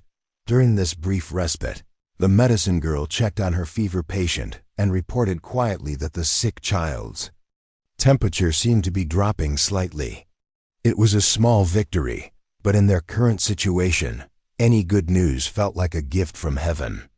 "Whatever happens," Samuel whispered to Ayanna, "we make sure that little girl and as many of the others as possible get away. If they break through our line, you take the children who can move and head for the old trail. I'll hold them here as long as I can." "We fight together or we die together," she replied firmly. I'm not abandoning you after everything we've been through. And I'm not abandoning these children after coming this far. If we're going to make our stand here, we make it count." The attack, when it came, was swift and professionally executed. The slave traders approached from 3 directions simultaneously, using their superior numbers to stretch the defenders. Across multiple fronts, Samuel's first shot took down the lead rider on the main approach, his rifle shot echoing off the canyon walls like thunder. The man pitched backward off his horse, his own weapon flying into the darkness. Ayanna's target was climbing over the rocks on the eastern side of the spring. Her bullet caught him center mass, and he tumbled back into the water with a splash that sent ripples across the moonlit surface. 14-year-old boy with the pistol waited until one of the attackers was almost close enough to touch before firing.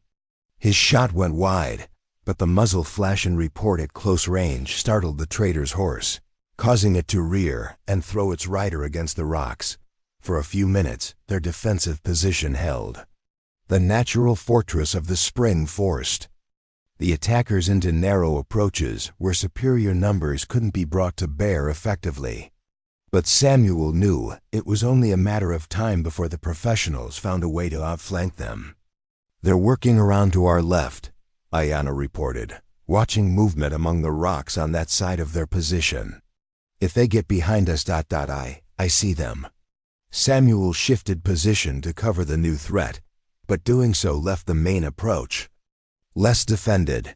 The silver-haired leader seized the opportunity, leading a mounted charge directly at their weakest point.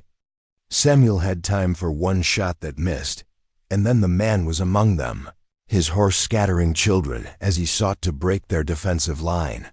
Samuel dropped his rifle and drew his knife, lunging at the mounted trader in desperate hand-to-hand combat. The man was skilled and experienced, but fighting from horseback in confined space gave Samuel certain advantages. He managed to grab the trader's leg and pull him from the saddle, sending both of them rolling across the rocky ground.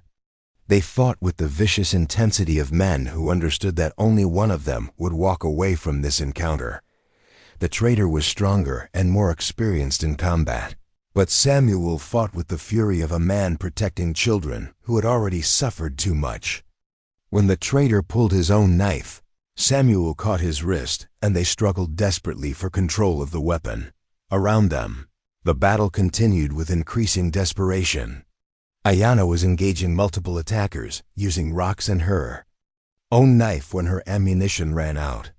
The older children were fighting with whatever weapons they could find, showing courage that would have been remarkable in adults. Samuel finally gained the upper hand in his struggle with the silver-haired leader, managing to turn the man's own knife against him. The trader's eyes widened in shock and rage before life went out of them permanently. But the victory was temporary. More traders were pressing the attack, and Samuel could see that their defensive line was about to collapse completely. It was at that moment that the sound of cavalry bugles echoed across the landscape, followed immediately by the thunder of many horses approaching at full gallop. Marshal Brennan and the federal investigation team had arrived. The slave traders, caught between the defenders at the spring and the approaching cavalry, found themselves in an impossible tactical position. Some tried to flee, others attempted to use the children as hostages, but the combination of determined defenders and professional soldiers overwhelmed them quickly. When the dust settled, most of the traders were dead or captured, and the children were finally truly safe. Samuel found himself sitting beside the spring as dawn broke over the mountains, watching the medicine girl tend to her fever patient. The sick child's eyes were clear for the first time in days, and she was asking for water in a voice that was weak but lucid. "She's going to be all right," the medicine girl reported with a smile that transformed her face. "The fever broke completely about an hour ago." Ayanna sat down beside Samuel, her own injuries being treated by an army medic. "Is it really over?" she asked. "This part is," Samuel replied, watching Marshal Brennan organize the transportation of children back to their families. "But there's still a lot of work to be done." other traitors to track down, other corrupt officials to investigate, other children to find and bring home. Will you be part of that work? Samuel considered the question seriously. His original plan had been to return to his isolated ranch and resume his solitary life. But after everything he had experienced, after seeing the courage of these children and the evil they had faced, he knew he could never go back to willful ignorance of the world's suffering. "I think I will," he said finally. "I think Catherine and the boys would have wanted me to." As the sun rose fully above the mountains, painting the landscape in shades of gold and crimson, 55 Cherokee children began their final journey. Home to families who had thought they were lost forever, Samuel Harrison, the man who had chosen isolation to escape from human pain, found himself surrounded by evidence that love and courage could triumph over the darkest evil. He had saved more than children. He had saved his own soul from the emptiness that had consumed him for so long. And in a small Cherokee village, families prepared to welcome home their stolen children, knowing that heroes came in many forms. Sometimes arriving when least expected, but always appearing when needed most. The Cherokee story had ended. But Samuel's new story was just beginning. Federal Marshal Samuel Harrison, his new commission had arrived. Just 3 weeks after the events at Devil's Canyon, sat in the witness chair of a federal courthouse in Kansas City, providing testimony that would help convict the last members of Tenskwatawa's child trafficking network. Beside him, Ayanna Blackfeather, now serving as a special consultant to the Bureau of Indian Affairs, added her own testimony about the systematic corruption that had enabled such crimes to flourish. In the gallery, several of the children they had rescued watched the proceedings with the serious attention of those who had learned too young that justice was something that had to be fought for rather than simply expected. The sick girl who had nearly died during their escape sat in the front row, her health fully restored and her eyes bright with the intelligence that proper nutrition and freedom had allowed to flourish. Beside her sat the 14-year-old boy who had guided them through the tunnels and along the ancient trail. He was now studying law with the goal of becoming an advocate for his people. As Samuel concluded his testimony and stepped down from the witness stand, he caught sight of a familiar figure in the back of the courtroom. Captain Morrison, now Major Morrison, had come to hear the final chapter of a story that had changed all their lives. Later, as they stood on the courthouse steps watching the sunset paint the western sky, Ayanna asked the question that had been on both their minds for months. "What now, Marshal Harrison?" Samuel smiled, adjusting the badge that still felt strange on his chest. "Now we go find the next group of children who need rescuing. I hear there are reports of suspicious activities in the Colorado Territory that might benefit from investigation. Together. As they walked down the courthouse steps toward their waiting horses, neither Samuel nor Ayanna looked back at the building where justice had finally been served. Their eyes were fixed on the western horizon, where other adventures and other children in need of rescue were waiting.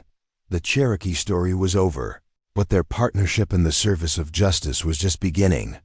Behind them, the courthouse stood as a monument to the truth that even the darkest evil could be overcome by ordinary people who chose to do extraordinary things when the moment demanded it. And in a small Cherokee village in the Montana Territory, 55 children slept safely in their own beds, protected by the knowledge that there were still heroes in the world who would risk everything to bring them home. The courtroom victory in Kansas City marked the end of one chapter, but the reverberations of their actions continued to spread across the frontier territories like ripples in a pond. Samuel's transformation from isolated rancher to federal marshal had not gone unnoticed by the Bureau of Indian Affairs, which found itself desperately in need of agents who understood both frontier survival and the complex dynamics of tribal relations. 3 months after the trial, Samuel received a letter that would change the trajectory of his new career. The Secretary of the Interior requested his presence in Washington, D.C. for a classified briefing about a disturbing pattern of disappearances affecting multiple tribes across the Western Territories. "You've opened a door that can't be closed," Ayanna observed as they rode the train east through landscapes that grew progressively more civilized with each passing mile. Tenskwatawa wasn't operating in isolation. He was part of something much larger. Samuel studied the briefing documents that had been provided for their journey, noting the systematic nature of the evidence. Child disappearances reported from Sioux reservations in the Dakotas, missing Navajo children in the Southwest, unexplained gaps in tribal population records from California to Minnesota. It's a national network, he realized grimly. What we stopped in Montana was just one small piece of an operation that spans the entire frontier. The briefing in Washington confirmed their worst suspicions. In a secure room beneath the Interior Department building, they met with officials whose faces carried the weight of terrible knowledge. "Gentlemen, Miss Blackfeather," began Assistant Secretary William Hayes, a thin man whose premature gray hair spoke of the burdens his position carried. "What you uncovered in the Montana Territory represents the first major breakthrough in an investigation that has been quietly underway for nearly 2 years. He gestured to a large map covering one wall of the room, marked with red pins that formed a disturbing pattern across the western United States. Each pin represents a location where we've documented suspicious disappearances of Native American children. The pattern suggests coordination, planning, and resources that go far beyond what any single tribal leader could organize." Ayanna studied the map with growing horror. "How many children are we talking about?" "Conservative estimates suggest at least 300 missing over the past 5 years. But that's only counting cases where families were brave enough to report disappearances to federal authorities. The actual number could be much higher." Samuel felt the familiar weight of moral responsibility settling on his shoulders. "What do you need from us?" "We need agents who can move freely in Indian Territory, who understand tribal customs, and can gain the trust of both Native American communities and frontier settlements. Most importantly, we need people who have already proven they're willing to risk their lives to save children." The assignment they received was both more complex and more dangerous than anything Samuel had previously undertaken. Working undercover as traveling merchants, he and Ayanna would spend the next year moving systematically through the territories, investigating suspected trafficking operations while building a network of informants and allies. Their first major case took them to the Black Hills of South Dakota, where Lakota children had been disappearing from the Pine Ridge area with disturbing regularity. The local Indian agent, a corrupt man named Marcus Whitley, had been filing reports claiming that missing children had died of various diseases. Convenient explanation that avoided awkward questions about their whereabouts. Samuel and Ayanna established themselves as traders specializing in medical supplies, giving them legitimate reasons to visit both tribal communities and frontier settlements. What they discovered was a sophisticated operation that made Tenskwatawa's network look primitive by comparison. Agent Whitley had been systematically identifying children whose disappearance would cause minimal disruption, orphans, children from families that had spoken against government policies, youngsters whose parents had died in the periodic conflicts that still flared across the territory. "He's keeping detailed records," Ayanna reported after infiltrating Whitley's office. During a community gathering, names, ages, physical descriptions, even notes about which children might be most valuable to different types of buyers. The records revealed connections to trading posts as far east as Chicago and as far south as New Orleans. Children were being moved through an underground railroad of corruption that involved Indian agents, territorial officials, and private contractors who supplied labor to factories, farms, and mines throughout the expanding nation. "It's not just about slavery," Samuel realized as he studied the documents. They're supplying cheap labor to businesses that don't want to pay adult wages or deal with labor regulations. Children are seen as more manageable, less likely to organize resistance or demand better conditions. Their investigation of the Black Hills Network led them into increasingly dangerous territory. Unlike Tenskwatawa, who had operated primarily within his own tribal authority, Whitley's operation involved federal officials who had the power to make troublesome investigators simply disappear. Samuel found himself drawing on skills he had never expected to need, not just the frontier survival abilities that had served him as a rancher, but the subtle arts of deception and misdirection required for undercover work. He learned to present himself as a businessman interested in profitable opportunities rather than a federal marshal seeking justice.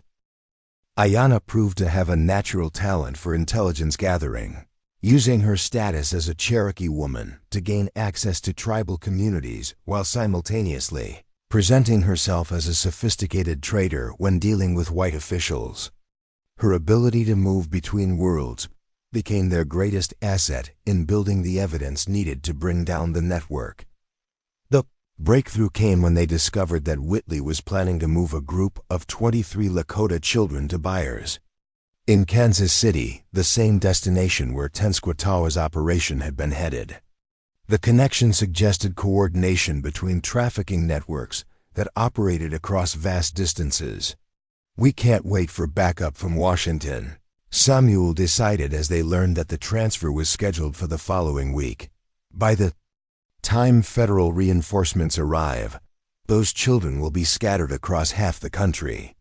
Their plan was necessarily improvised and desperately risky. Posing as the buyers from Kansas City, they arranged to meet Whitley's men at a remote trading post where the exchange was supposed to take place.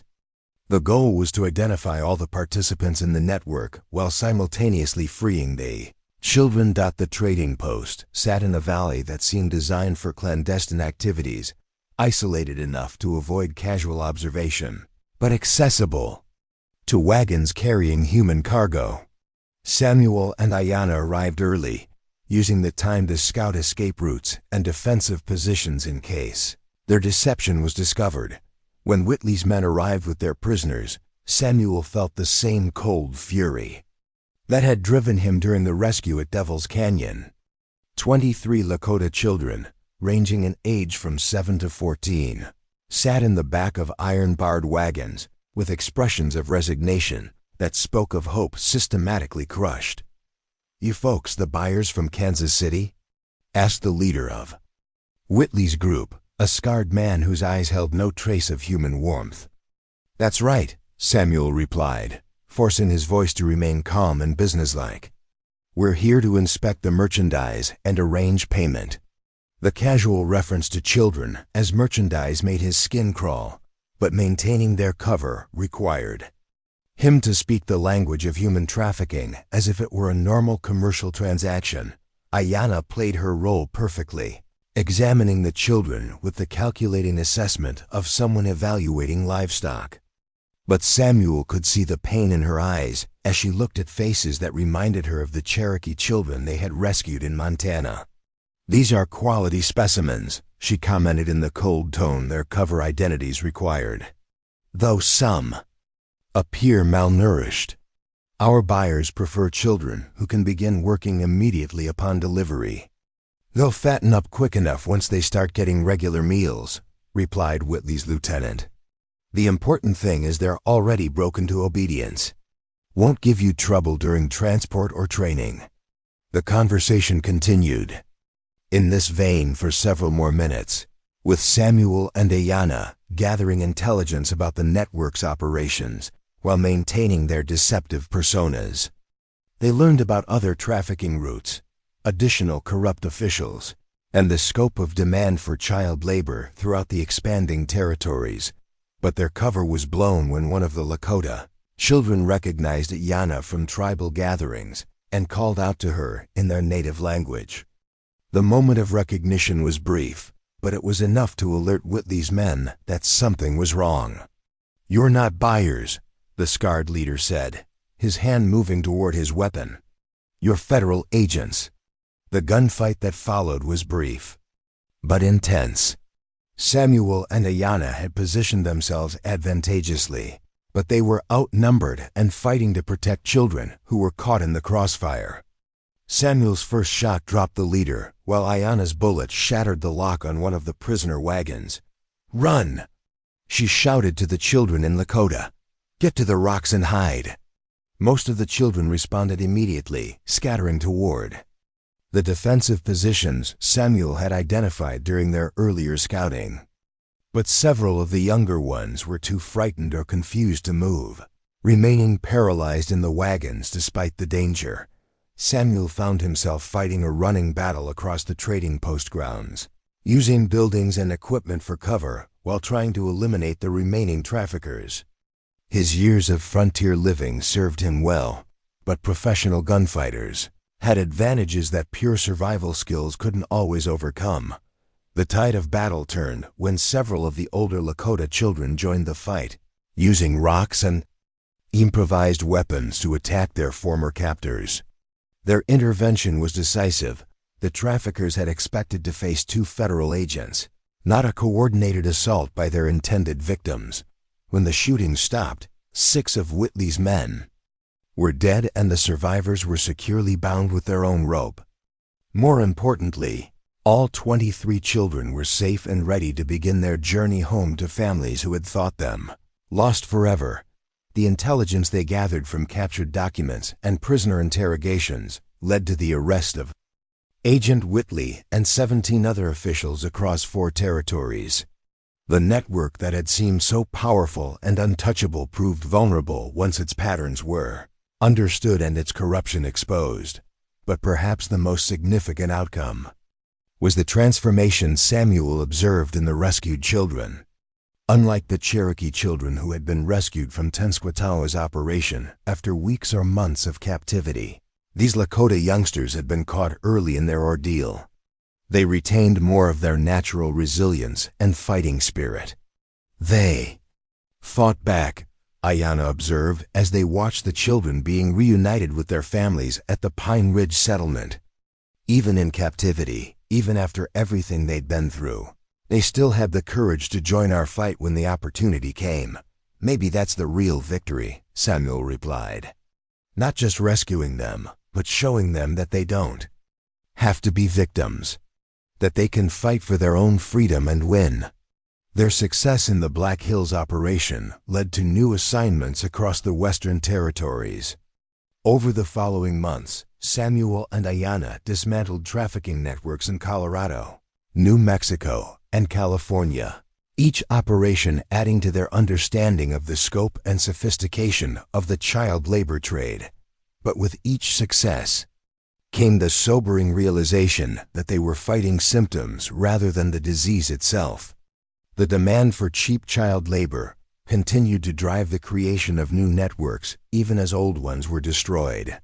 "We're making a difference," Ayanna said during one of their rare quiet moments, as they camped under the stars between assignments. "But sometimes it feels like we're trying to empty the ocean with a bucket." Samuel understood her frustration, but he had found something in this work that his years of isolation had never provided. A sense of purpose that connected him to something larger than his own pain and loss. "Every child we save goes home to a family that gets to be whole again," he replied. "Every network we destroy means dozens or hundreds of children who won't be stolen from their parents. That's not emptying the ocean, that's building something better, one rescue at a time." As they prepared for sleep under the vast western sky, both of them knew that their work was far from finished. Somewhere in the darkness, other children were being held against their will.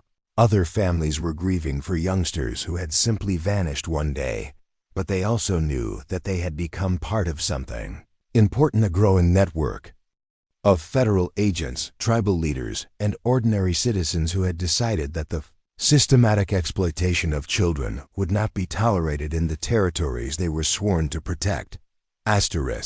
Samuel Harrison had begun this journey as a man fleeing from human connection and responsibility. He was ending it as someone whose life had meaning beyond his own survival, whose actions rippled outward to protect the most vulnerable members of society. And in tribal communities across the Western Territories, parents tucked their children safely into bed knowing that there were guardians watching over them, heroes who would risk everything to bring them home. If the darkness ever threatened to claim them, the Cherokee story had ended in victory. But the larger story of justice and protection would continue as long as there were children in need of rescue and adults willing to answer that call. The investigations led by Marshal Samuel Harrison and Special Consultant Ayanna Blackfeather resulted in the prosecution of over 200 individuals involved in child trafficking operations across the Western Territories. Between 1875 and 1880, their work contributed to federal legislation that strengthened protections for Native American children and established oversight mechanisms for Indian agents and territorial officials. More than 400 children were rescued and returned to their families as a direct result of their efforts. While the documentation they gathered helped historians understand the systematic nature of exploitation that characterized this dark chapter in American frontier history, their partnership became a model for cross-cultural cooperation in law enforcement, demonstrating that justice was most effectively served when it drew on the strengths and wisdom of multiple communities working toward common goals. Samuel Harrison continued to serve as a federal marshal until his retirement in 1895, specializing in cases involving crimes against children and vulnerable populations. Ayanna Blackfeather became the first Native American woman to serve as a special consultant to the Bureau of Indian Affairs, using her position to advocate for tribal rights and child protection policies. Both remained lifelong friends and occasional partners in cases that required their unique combination of skills and experience. Their story stands as a testament to the power of ordinary people to accomplish extraordinary things when they choose to fight for justice rather than accept injustice as inevitable. Up next, you've got two more standout stories right on your screen. If this one hits the mark, you won't want to pass these up. Just click and check them out. And don't forget to subscribe and turn on the notification bell so you don't miss any upload from us.